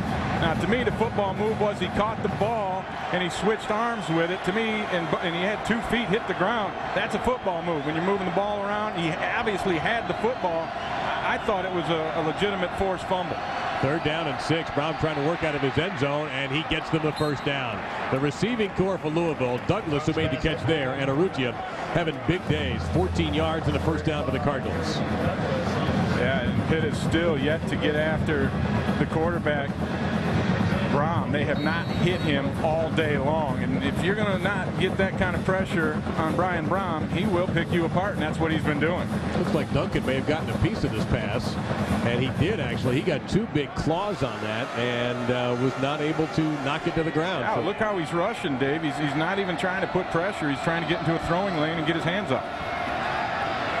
They almost hit Brown from the backside. That's one of his few poor throws of the evening. It brings up 2nd down and 10. Brian Bennett providing the pressure there from the linebacker spot. The senior getting the start today. And you see Pitt now trying to get mix a blitz or 2 in there to get a little pressure on Brown. They realize, you know, it's kind of how do you want to die? You know, you could blitz and let him carve you up because you can't cover one-on-one. You don't match the speed up very well across the board. Or you don't blitz and you try to play zone and you give Brom time to find the guy. It's a tough way to deal with things. And Brom doing the walk up to the line, changes the play from the shotgun to under center. And they check off to the run, and it seemed like a pretty good idea as Colby Smith dragging Rashad Duncan all the way to the first down marker. It looks like he may have been given the first down. Yeah, and they ran this play right into a blitz from the outside, and it was 2 ships in the night. Smith blew right past it. Well, one thing we've noticed, and it's been flawless so far, Brian Brom had a thumb injury. In fact, he had thumb surgery in September on the 17th, and he's actually changed the way he takes the center snap to protect that thumb, although the thumb is fine, but I guess it's just like changing your putting grip. Once you get used to it, you stick with it if it works. Yeah, hopefully we'll get a look at that and be able to show you exactly what we're talking about in terms of his hand position. Barnage got some room to work here. And fought off kind of not a complete tackle that time as the defender, Clint Session, went for the hit and not the wrap, and it cost him a few yards. 15-yard pickup that time for Gary Barnage, who averages, this is outstanding for a tight end, about 18 yards per catch.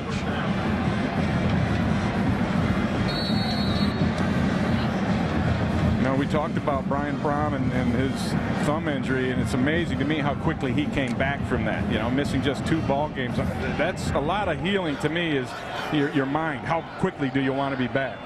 And obviously he wanted to get back in a hurry.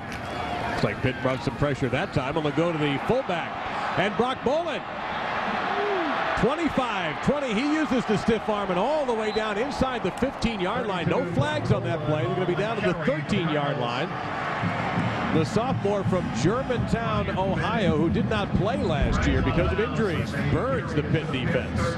He catches him in a blitz, and then there's no linebacker to fold over the top to make that play. So once you get through that first line of defenders, now you're off and running into the open field, and the big guy Boland shows you he's got some moves, and he does carry the ball pretty good.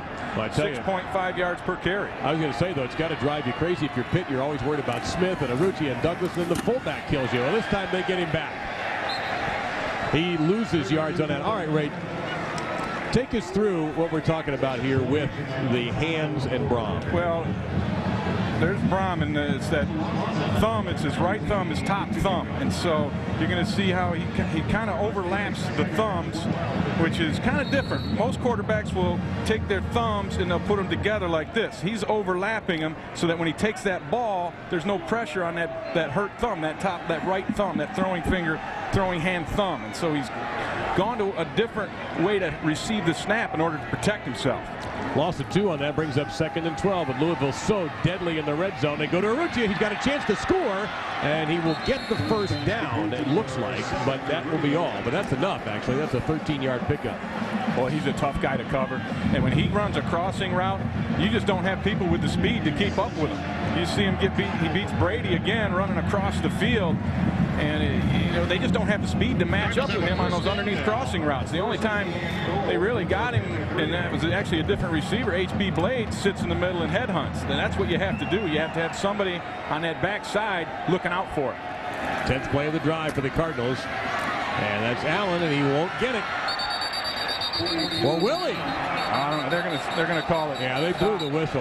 Great effort, though, huh? He didn't quit. I'm sure his coaches will be pleased with him on that, but that's going to get it down to about the 1. Anthony Allen, who had a touchdown called back earlier. Sam Bryant making the stop, and also Kennard Cox in that wrestling match down there. It'll make it 2nd and goal. And Anthony Allen has got a nose for the end zone. He's got 10 touchdowns, and they love him down in this area because of the kind of effort that he gives, like we saw in that last play.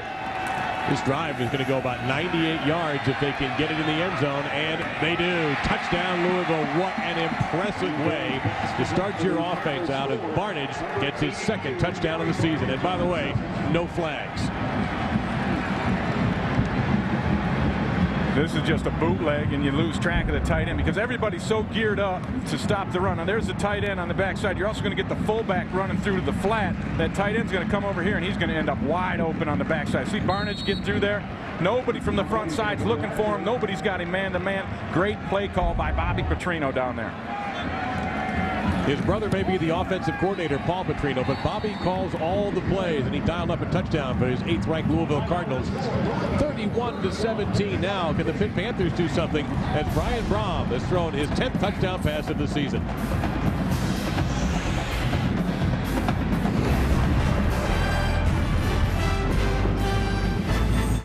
For 3 days, 2 fierce conferences lay it all on the line. What a beauty! 2 heavyweights! The ACC Big Ten Challenge. The journey begins. And Pittsburgh 17. We're at Heinz Field in downtown Pittsburgh. Yes, all those yellow seats mean you are at the home of the Pittsburgh Steelers, and one of 6 fields shared by Division I-A schools and NFL schools. A couple of them indoors. Also the Saints and the Vikings. The Bucs have that beautiful Raymond James Stadium, Chargers, and San Diego State, and the new Lincoln Financial Field for the Owls and the Eagles. And I would say that Pittsburgh has as close a relationship with their NFL parent team, if you will, than any of the others. They have the same practice facility. They share the buildings there. They obviously share this stadium, but there's a nice synergy between the two. Very short kickoff, and that will bring Robinson up to nearly the 10-yard line. Now, Louisville has really bottomed him up. 30-yard average, and he just didn't get very far at all. Only 17 yards on the return. Well, we always talk about what kind of adjustments do coaches make at halftime and all that. Look at Louisville in the 3rd quarter, what they have done this season. Yeah, that's just an amazing number there. 98 points to 22 for your opponent, and what that tells you is that your coaching staff's pretty good. They'll go in there and make some really nice adjustments at halftime, and then your players pick up on it as well. You got a corner blitz coming. He faked it. Oh, and this is intercepted by Gay. And all of a sudden, the bottom is beginning to fall out of the Panthers' chances of winning this football game. Their defense has been put into a bad hole. Well, Palco saw what I saw. The corner, William Gay, sneaking up. So he's thinking, okay, I got that corner blitz. There he is right there, but he backed out instead.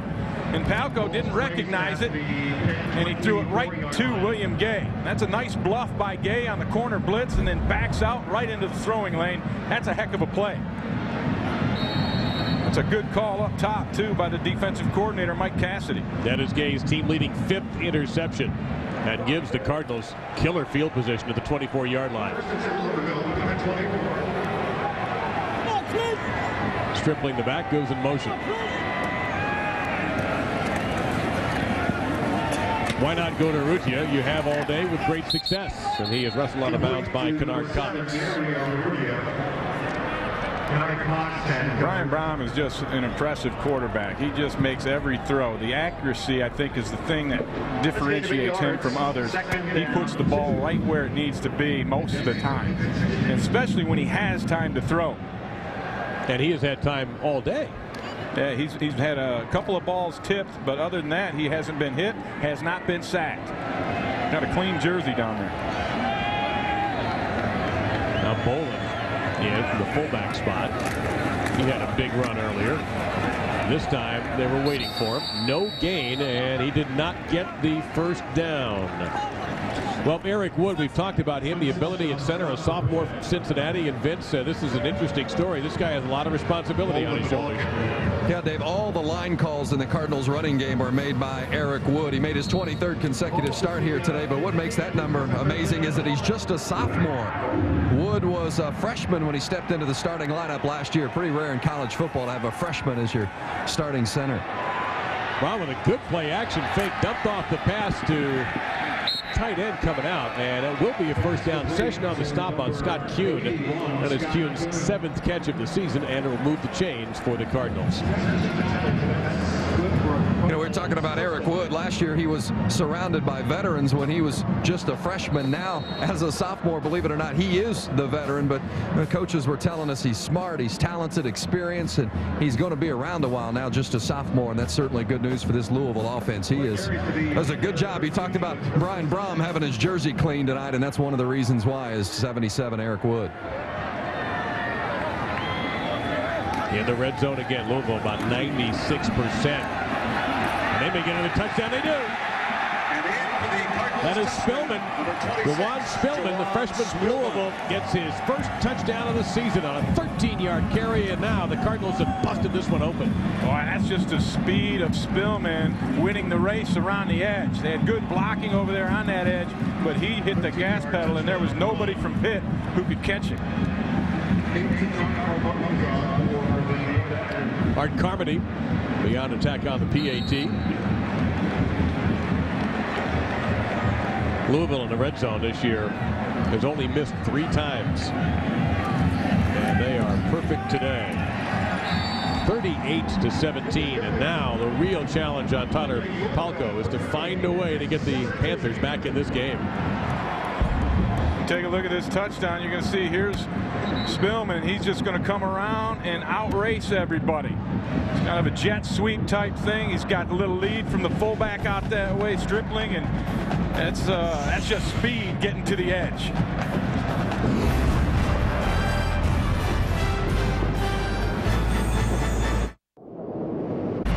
It is the holiday season around Pittsburgh.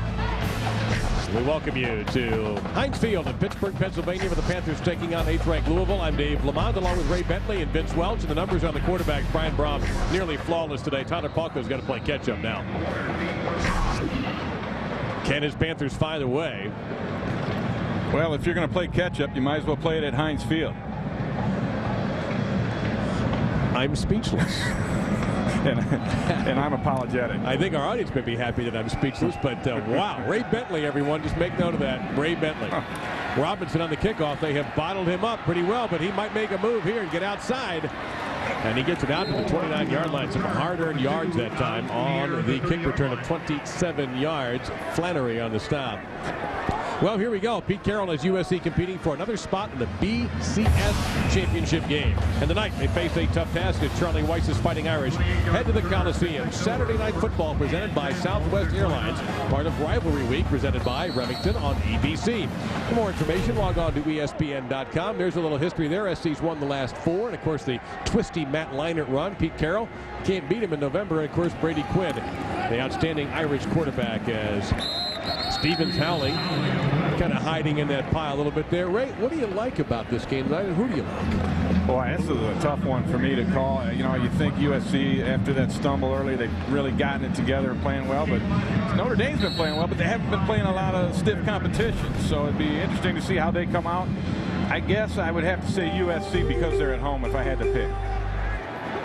2nd down and 5. Somebody accused Notre Dame of playing stiffs in competition lately, but not stiff competition. I wouldn't go that far.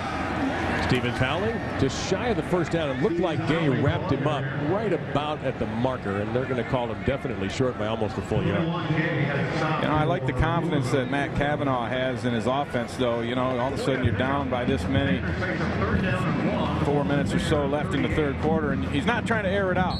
You know, you run the ball up the middle a couple of times, stick to the plan, keep going. You don't have to panic yet at this point, even though you're down 21. Stevens Howling again at the top of the eye. Lyon, the tight end in motion. And that's a first down. And more. Steven Howling continuing to pump the legs even after being hit. I'm telling you, he's little, but he plays big. And you know, the other thing about a small back, a 5'7" back, is that he's sometimes hard to see. And so you're not going to get the good, clean shot at him coming up as a linebacker or a secondary guy because you don't see him soon enough. So a lot of times it gives that back an advantage in terms of breaking those tackles. You see the numbers on Steven Howling. He had 3 touchdowns in a game this year versus Central Florida and ran for 221 against Syracuse. It's a dart of a pass broken up by Gay. Let's go to the studios and join Reese Davis. All right, guys, every week we honor the singular All-America Player of the Week, and you can certainly make your voice heard.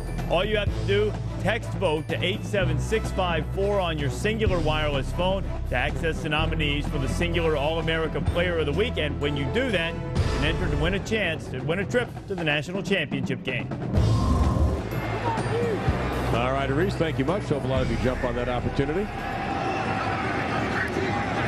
And fake corner blitz again, or is he going to come? He does. And they block it very well. Palco, though, is going to have to take it down. And he picked up 7 on the play. Preston Smith went for the high tackle. Brings up a pretty big 3rd down now. Pittsburgh's offense is going to have to be flawless the rest of the way. Louisville has now blitzed 13 times this afternoon, which is really, I think, fewer than what they normally will do. And when you get a team that's coming out and throwing the ball so quick like Pitt started this game, it takes you out of your blitz. You know, there's no sense in blitzing if the quarterback's getting rid of the ball on a 1 or 3-step drop. Pitt going with 2 tight ends here.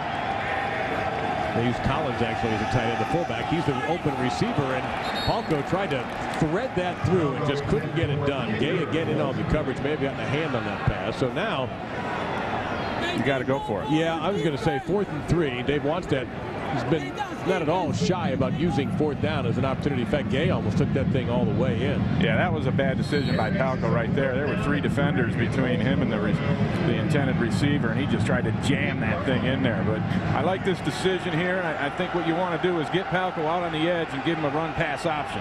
But if you're Louisville, if you make the stop, you have to think that you're going to maybe win the game right here, potentially, if you make this stop.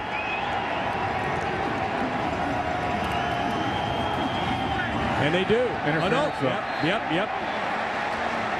Thought he may have reached over William Gay. He's been involved in quite a few plays in this half, and he'll be called for the interference. Yeah, he got that left arm wrapped around the intended receiver before the ball got there.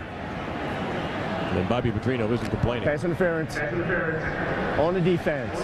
Number 21. Ball be placed at the spot of the infraction. Automatic. 1st down. Well, maybe he is complaining. At first I thought that he had accepted that call, but let's see if he has any reason to complain. No, he doesn't. You're going to see it right there. He's got his left arm wrapped around Kinder way before the ball got there, and you saw him point him to himself. He knew he had that one. So the Panthers now 3 for 3 on 4th down conversions. That one via penalty. Under pressure. Well, nice job to avoid the potential sack. Still going. Terrence Butler had a clean opportunity back at the 50-yard line. Would have been an enormous loss, but Tyler Palco, reverting back to the form of a couple of years ago, was able to at least sneak away for 2 yards and keep this drive going. Yeah, they had the perfect defense called on this one. As Butler's, he's got the bootleg. He's playing it all the way, but Palco shows you a little bit of shiftiness, the ability to make people miss back there and then run it afterwards. I really like Palco. I think he's going to be a good player at the next level. You see the numbers. The touchdown pass for Pitt today was thrown by the wide receiver, Kinder. And his numbers have shrunk a little bit. Under pressure, stepped up. Nicely done that time. And there is Kinder, shy of the 1st down. Brings up 3rd down and 2. And again, Louisville just coming with that corner blitz. And this time they don't fool Palco. They got him on an interception earlier.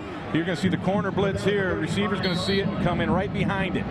And that's what you want. They call that throwing hot. You throw it right in behind Gay, who the corner where he came from, and the guy who has to make that coverage is going to be the safety over the top. So anything underneath, you're going to have a fairly easy pitch and catch, which is what they did. And notice also Palco took that step up and got away from the pressure too, and that gave him that extra beat he needed to complete the pass.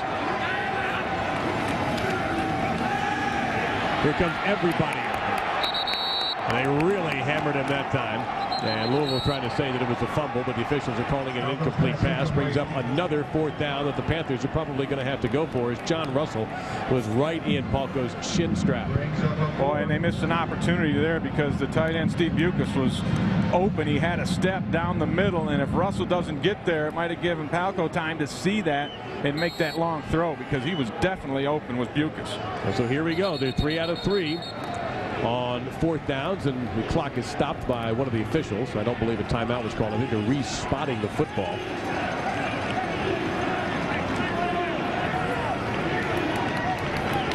Of course, that gives the quarterback a few extra seconds to run over there, talk to his coordinator. And Palko in this half, 3 out of 10 for 45 and an interception. So again, to use the poker expression, the Panthers go all in. The big bootleg down. You got a couple tight ends up top. Here comes a heavy blitz. And it's knocked away. Coverage by Abe Brown that time as they try to go to Nate Byam. And the Panthers cannot convert on their 4th attempted 4th down. Louisville in control at Heinz Field in Pittsburgh.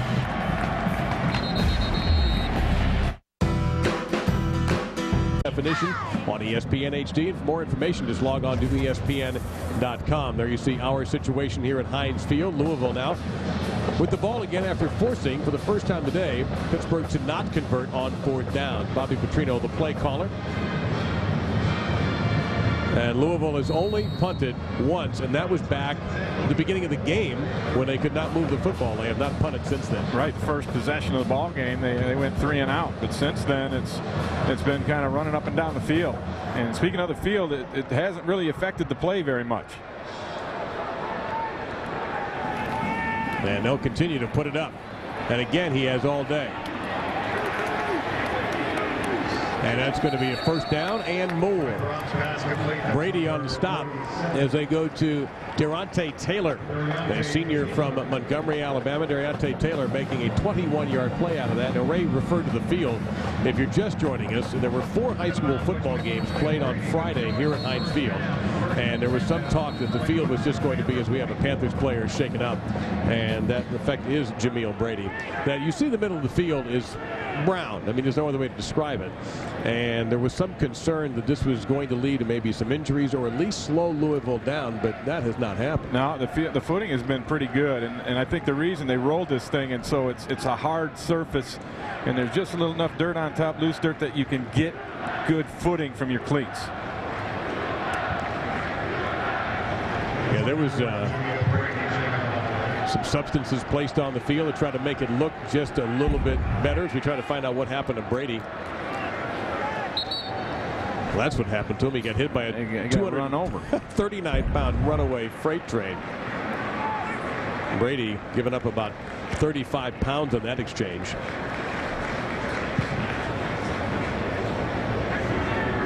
Big game for Louisville. They do not control their destiny in the Big East. Now, West Virginia really took a crippling loss today to South Florida. But Louisville's got to win out, and they play Connecticut next week. And Connecticut, ask Pitt about them. They could spoil your day. And then Louisville needs some help from West Virginia to beat Rutgers. They go to Allen. And another huge hit with a helmet popper that time. Is coming away without his hat. Clint Session.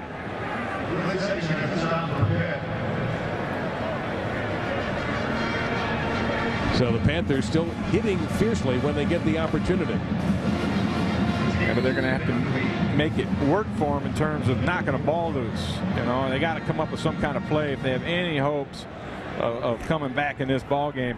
It rests on the defense making stops or forcing turnovers. 2nd and long.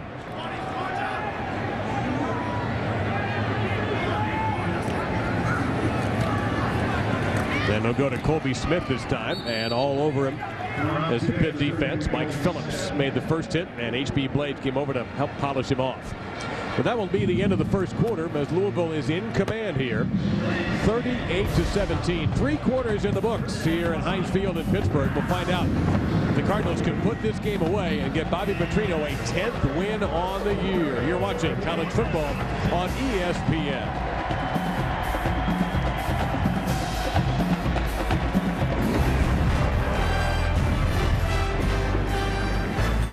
Packers clash with the Seahawks. Kind of reminding me of the way Pittsburgh played against West Virginia, Ray. Great, competitive, exciting first half.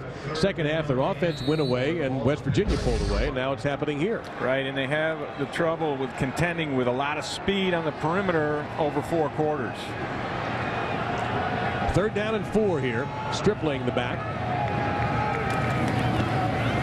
A little shovel pass. And that's Spillman, and he has the first down. Shovel pass goes to 26, Juwan Spillman. So Juwan Spillman, who's made 1 big touchdown already with a big play there, because that means Pitt is going to have to suffer through some more plays unless they can force a turnover. Kenzie Matthews in on the stop. First down. Play carries to the 33-yard line.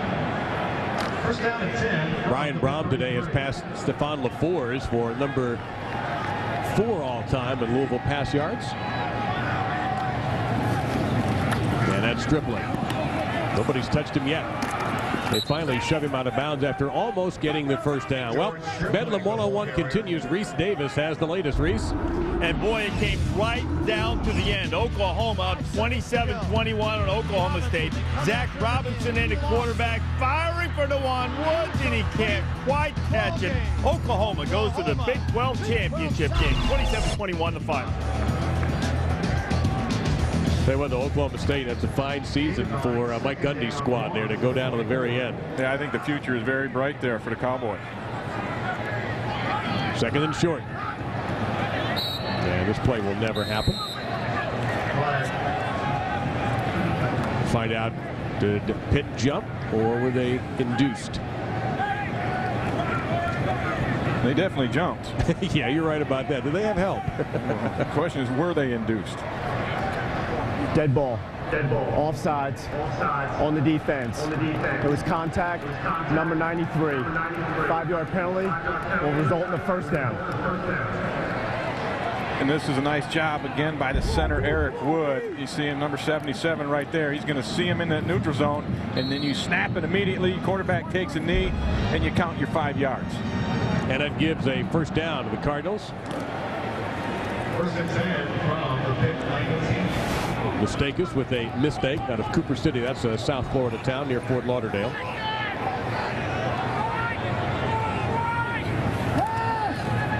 Again, Brom, and this time he's got room. Well, they'll hit him here. No, they won't, actually. He still managed to avoid being hit. Gets 9 on that scramble. Bennett forced him down.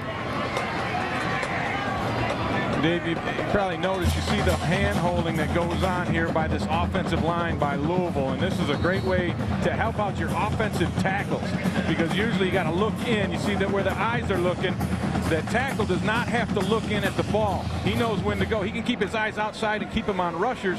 He knows when to go as the guard looks in at the ball, and when he moves that hand, then the tackle knows as well. He doesn't have to cheat his eyesight inside. He can look up at the rushers. Plenty of time again for Brom as he buys time and throws the dart flag down, and it's a touchdown for Scott Kuhn. But Louisville's had 2 touchdowns wiped out by penalties already, so I'm sure on that sideline they're not going to celebrate just yet. Yeah, they've seen it. They've seen it a couple of times already. They're going to make sure. Pass interference on the offense. There you go. Number 7. 15-yard penalty from the previous line of scrimmage. Replay 2nd down. Well, they finally found something that Mario Rucci didn't do well. That penalty is on him, but that is another touchdown wiped out. Well, here's Urruti on the outside. He's going to run an inside route and try and screen the defender right there. And the thing that got him was the push off at the end. That wasn't a pick like you normally see, but it was a push off, and I don't know. That's a tough one to call to me. It really didn't affect the play. He wasn't the intended receiver. You seldom see that in that situation. That would be 18 points lost to penalties today by Louisville. 3rd touchdown called back because of a penalty against them. And nothing happens on that play there. Bolin wrapped up very, very quickly by Mackenzie Matthews, among others. But they've had poor luck with the officials today. Rashad Duncan also in there. So think of where we would be if not for that. Brings up 3rd down. And they've got about 16 to go. Matthews only a freshman. 18 seniors in their last game for the Pitt Panthers today here at Heinz Field.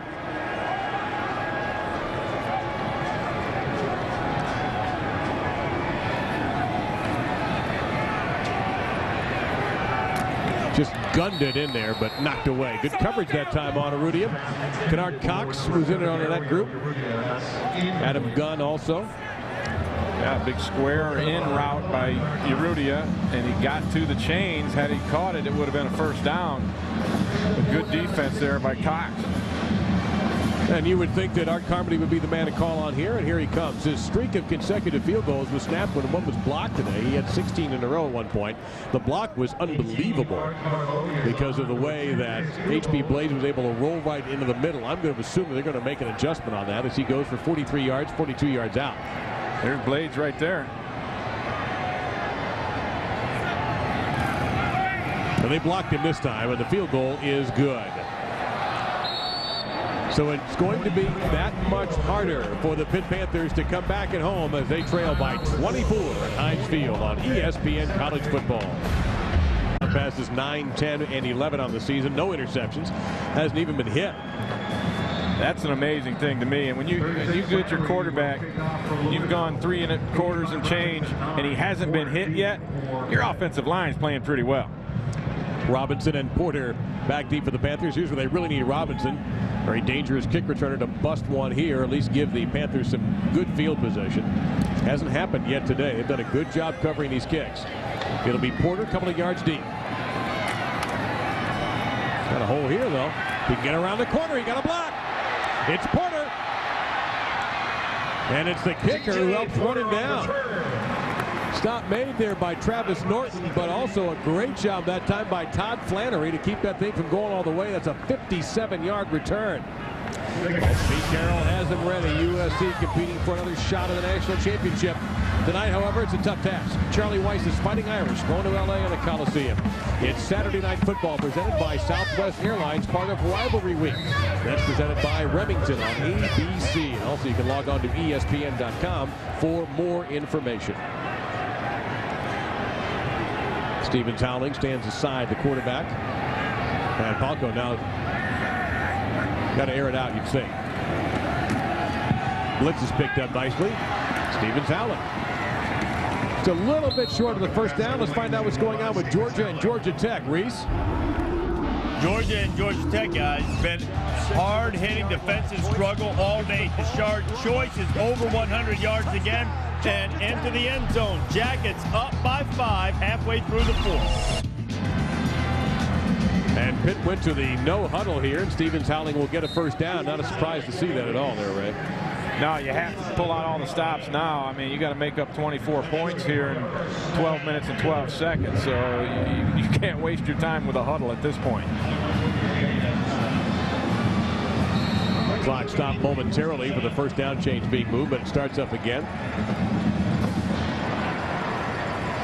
Haven't seen Pitt throw to Kinder very much in this half lately, and they don't here, but they get it right about to the line with Bucas, and it looks like a first down for the senior out of Pittsburgh. Yeah, early on, Kinder was a big part of the plan, and they were getting the ball to him on a lot of quick stuff and catching Louisville and all the blitzing that they'd done. But Louisville got away from that. They started putting more people out in coverage, and they took that part of the game plan away from Pitt. And Bucas took himself away from the field, shaken up momentarily. We hope he'll return quickly.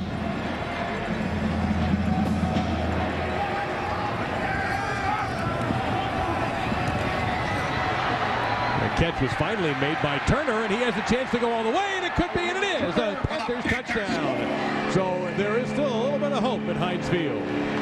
22 yards.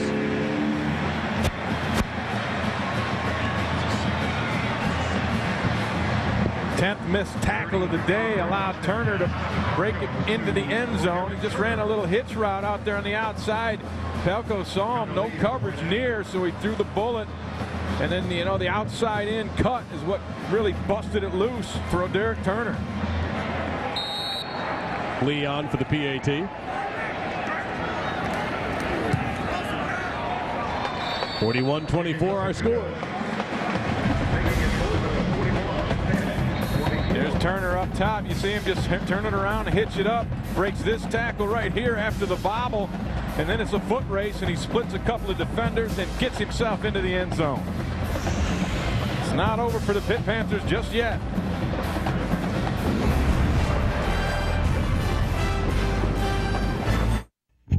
We're over in there somewhere. Heinz Field across the river. When you have to mention a river around here, you better be very specific. Part of the confluence, the Ohio, the Monongahela, and the Allegheny, and I did that without notes. Thank you very much. With Vince Welch, who's downstairs, Ray Bentley upstairs, I'm Dave Lamont. We thank you for joining us. Hope you've had a fantastic Thanksgiving weekend. Louisville trying to pick up their 10th win on the year and continue their Big East title hopes. And Tyler Palko, we talked about this at the beginning of the show, has passed as big a name as you're ever going to get in anybody's college football program. Look who's third now. Look who's second. Tyler Palko passing Dan Marino. Now he's going to have to play about 3 more years to get to Alex Van Pelt. Alex had a pretty good career here as far as running up the yards. And how about the guy next to Marino? Heard of him. Another small back that did well in Pitt. Part of that national championship team back in 1976. Current offensive coordinator Matt Cavanaugh, the quarterback. Dave Wanstadt was a graduate assistant on the staff here back then.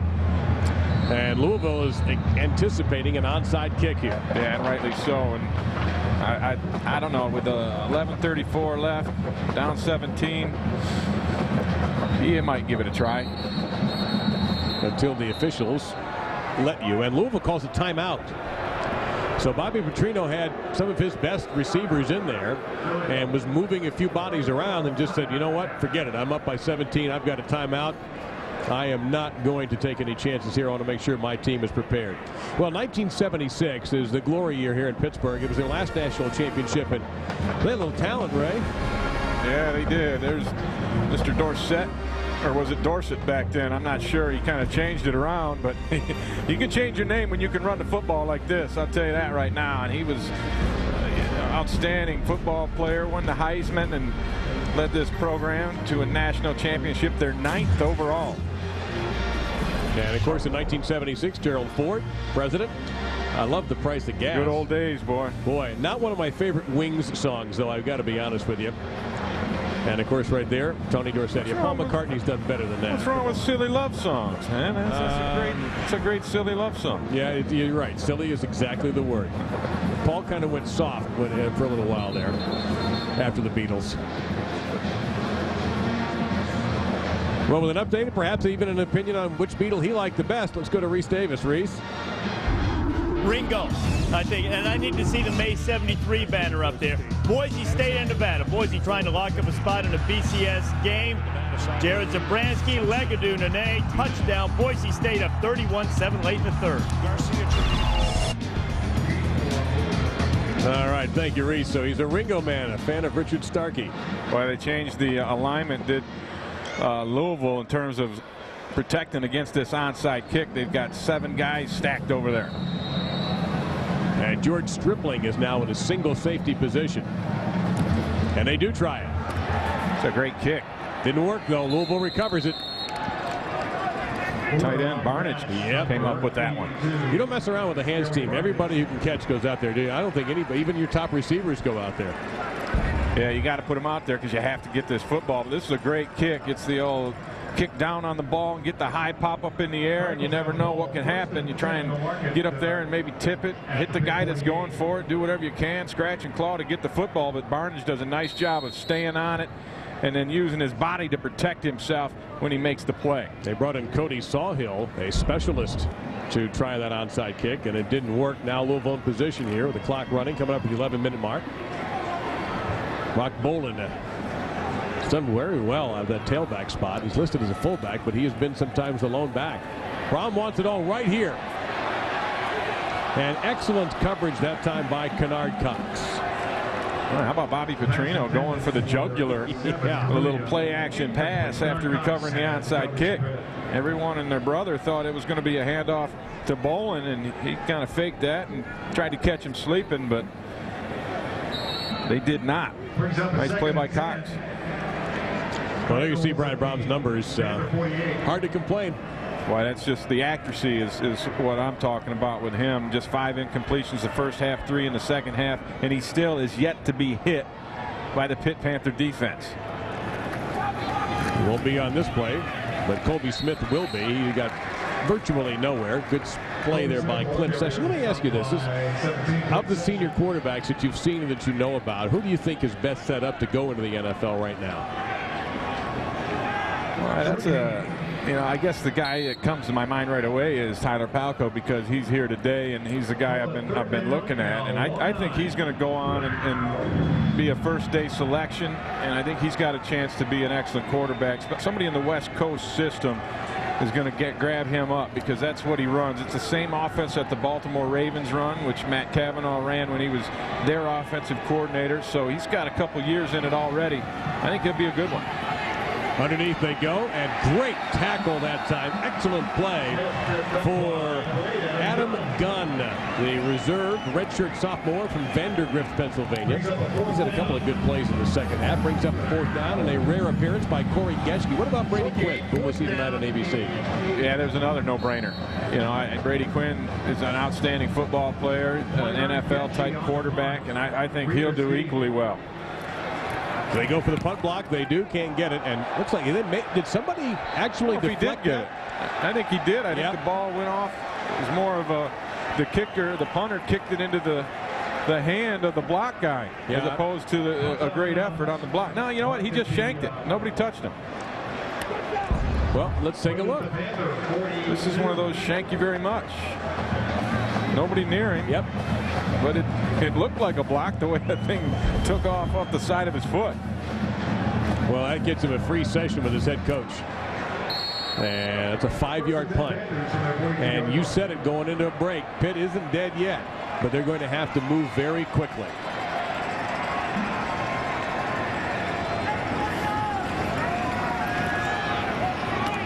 And they try right here. First down. So the Panthers get 11 yards on that play. Nate Harris on the stop. This is another reason I like Palko, his ability to run the hurry-up offense. He knows where everybody's supposed to be. He gets things lined up, and then he makes good decisions on it. This is where that Brady and Manning tape must really pay off. And again, just going safely underneath. It's Pistano on that one, and Abe Brown on the stop.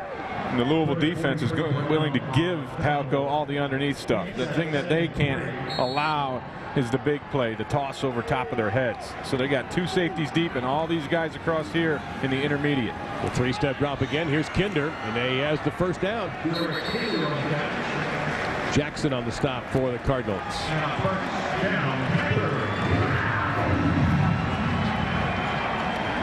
Pitt has had a hard time scoring in the 4th quarter, Ray, just 57 points compared to the 100 they put up in the first.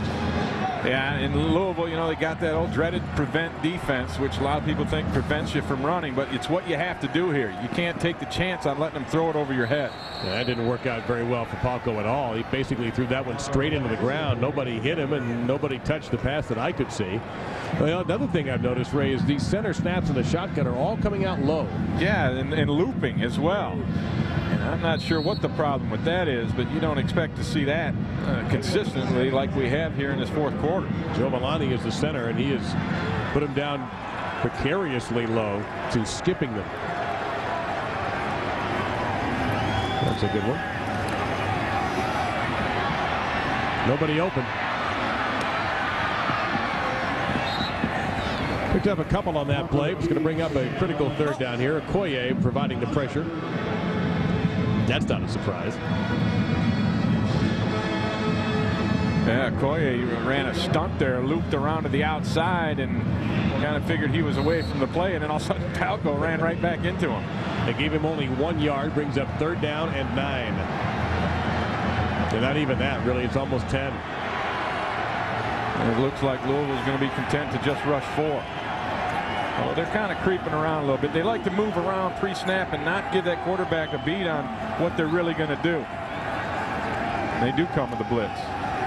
It's picked up, though, pretty nicely by Collins, and there's Kinder with another fine catch, but very little yardage. Going to bring up 4th down and 6 as Harris there on the stop. A sure-handed tackle by the senior out of Miami.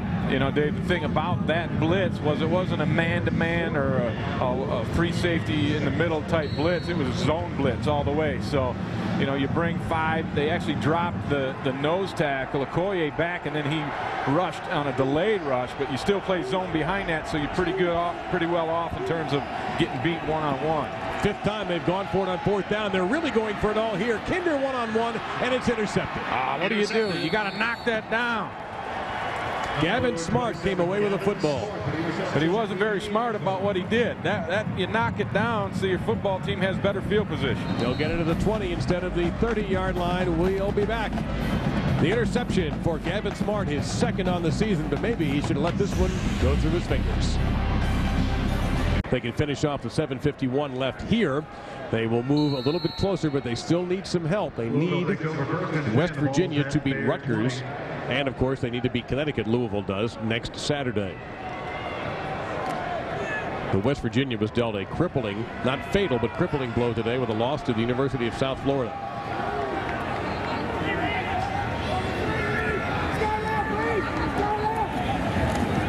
On the ground to Smith, who replaced Michael Bush, who was injured after the first game of the season. We know now more on Georgia Tech in Georgia. Here's Reese Davis. Dave, the Dogs offense has done nothing all day against the Yellow Jackets. Inside 2 minutes to go, down 12-7. Matthews, Stafford, Muhammad, Massaquoi, touchdown Georgia. 2-point conversion has them up by 3, just over a minute to go. Well, now, that would be considered an upset. I would say so. We had an interesting day. Florida State nearly upset Florida. They made the Gators play right down to the bitter end. We've had the South Florida win over West Virginia, and that one too. And for a while here, Pitt was looking really good. Blades in on that stop right there. And it'll bring up 3rd down. And of course, there's that big game tonight with Notre Dame and USC. Let's take a look at the BCS. Florida did win today. USC, Notre Dame. There's Louisville. Wisconsin was idle, but West Virginia, Arkansas, they're going to drop.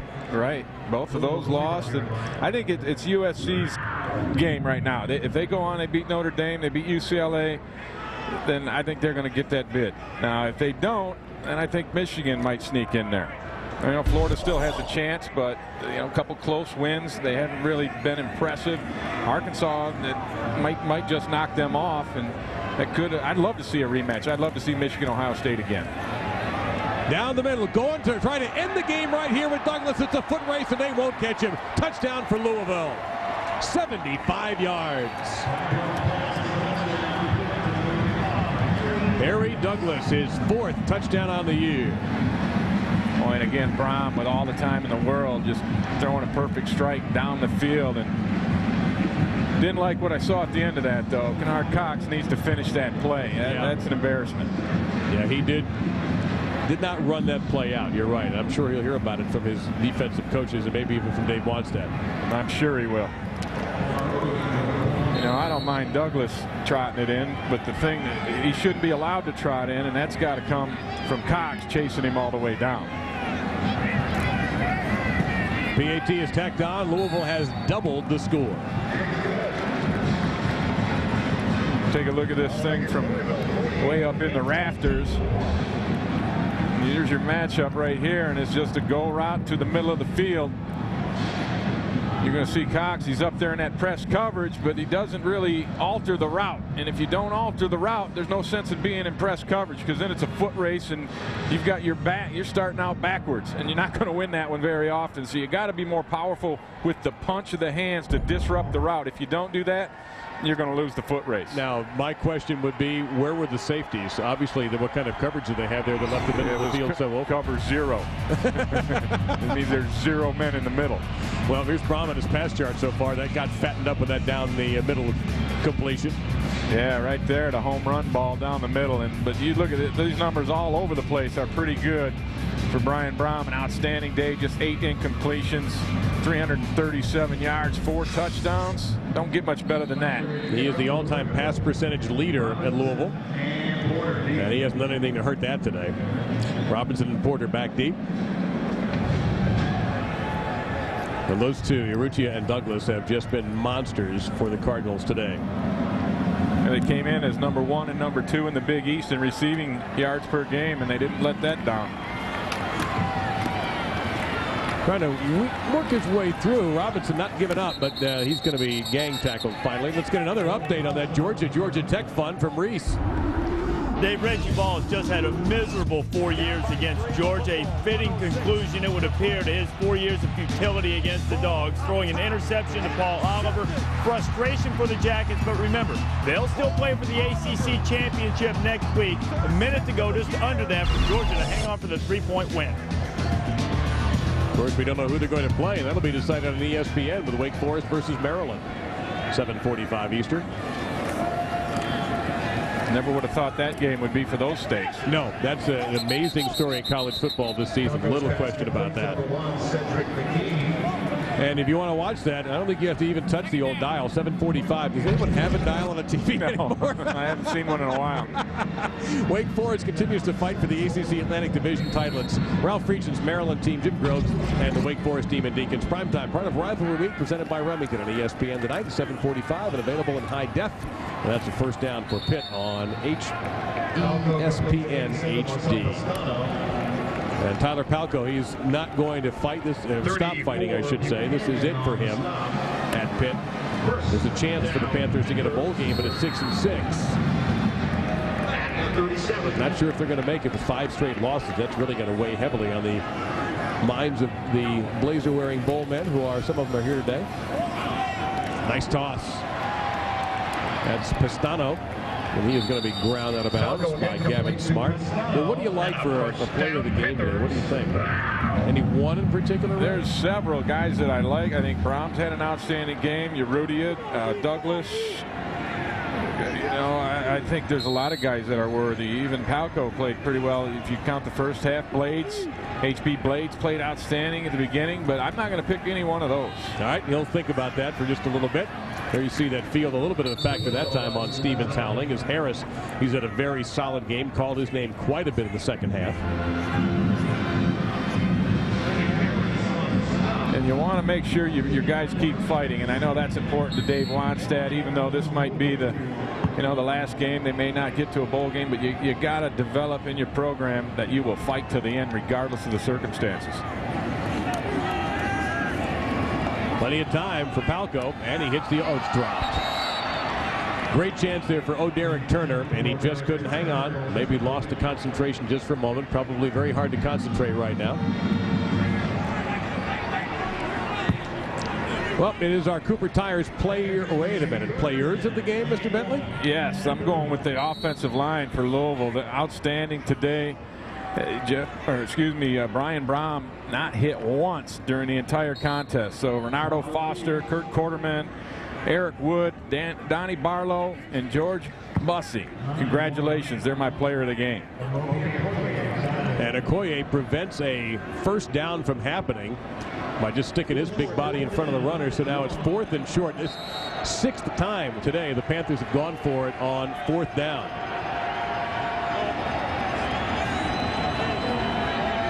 Now that offensive line, Dave, also paved the way for 143 yards rushing today.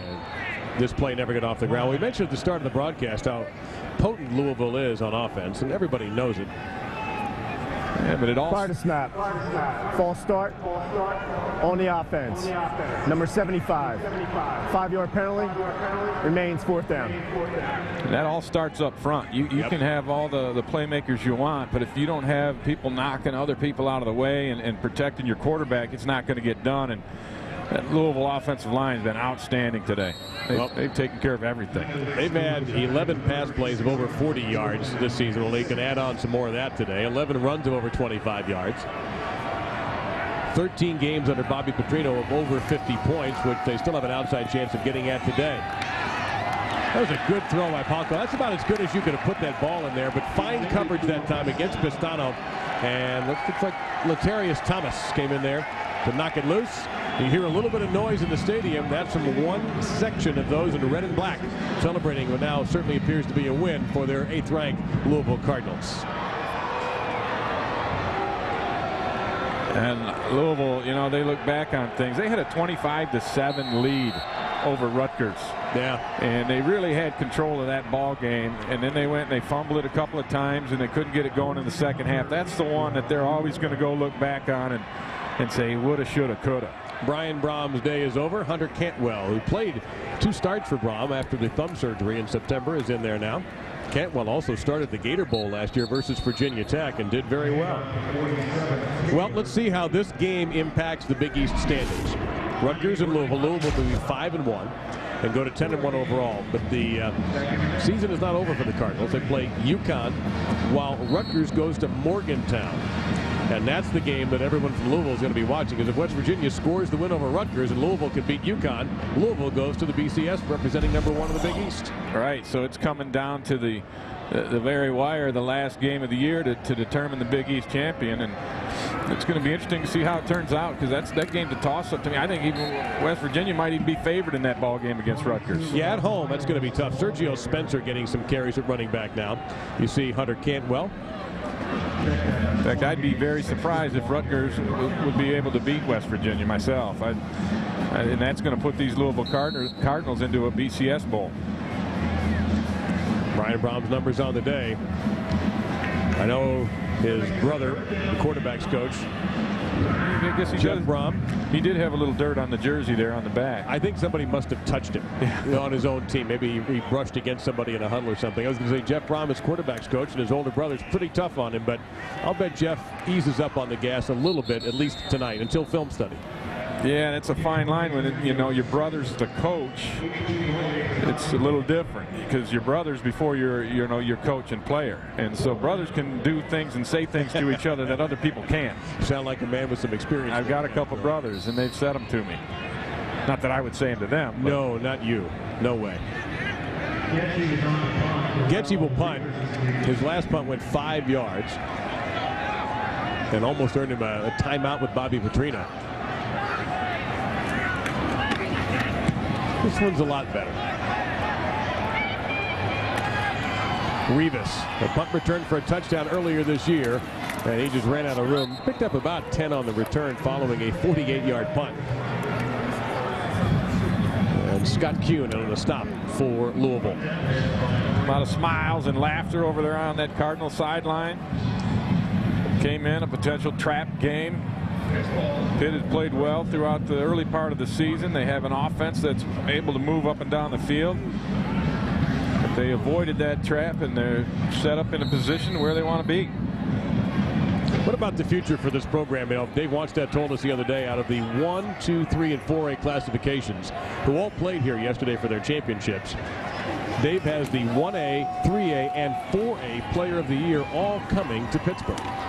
Yeah, and I think Pittsburgh is a program that's on the rise, in my opinion. I think Dave Wanstead has a lot of things in place. I think he's an excellent recruiter. I think great coaching staff and all those things. They've got things lined up, and he's excited about it, rightly so. They've had a couple of good recruiting classes that they put together. He's excited about the upcoming one, and he thinks that they're on the build. Oh, and Tyler Palco's last play, perhaps, as the Pitt quarterback, he just got belted from behind by Malik Jackson and shaken up. Hopefully he will be all right. This one is over.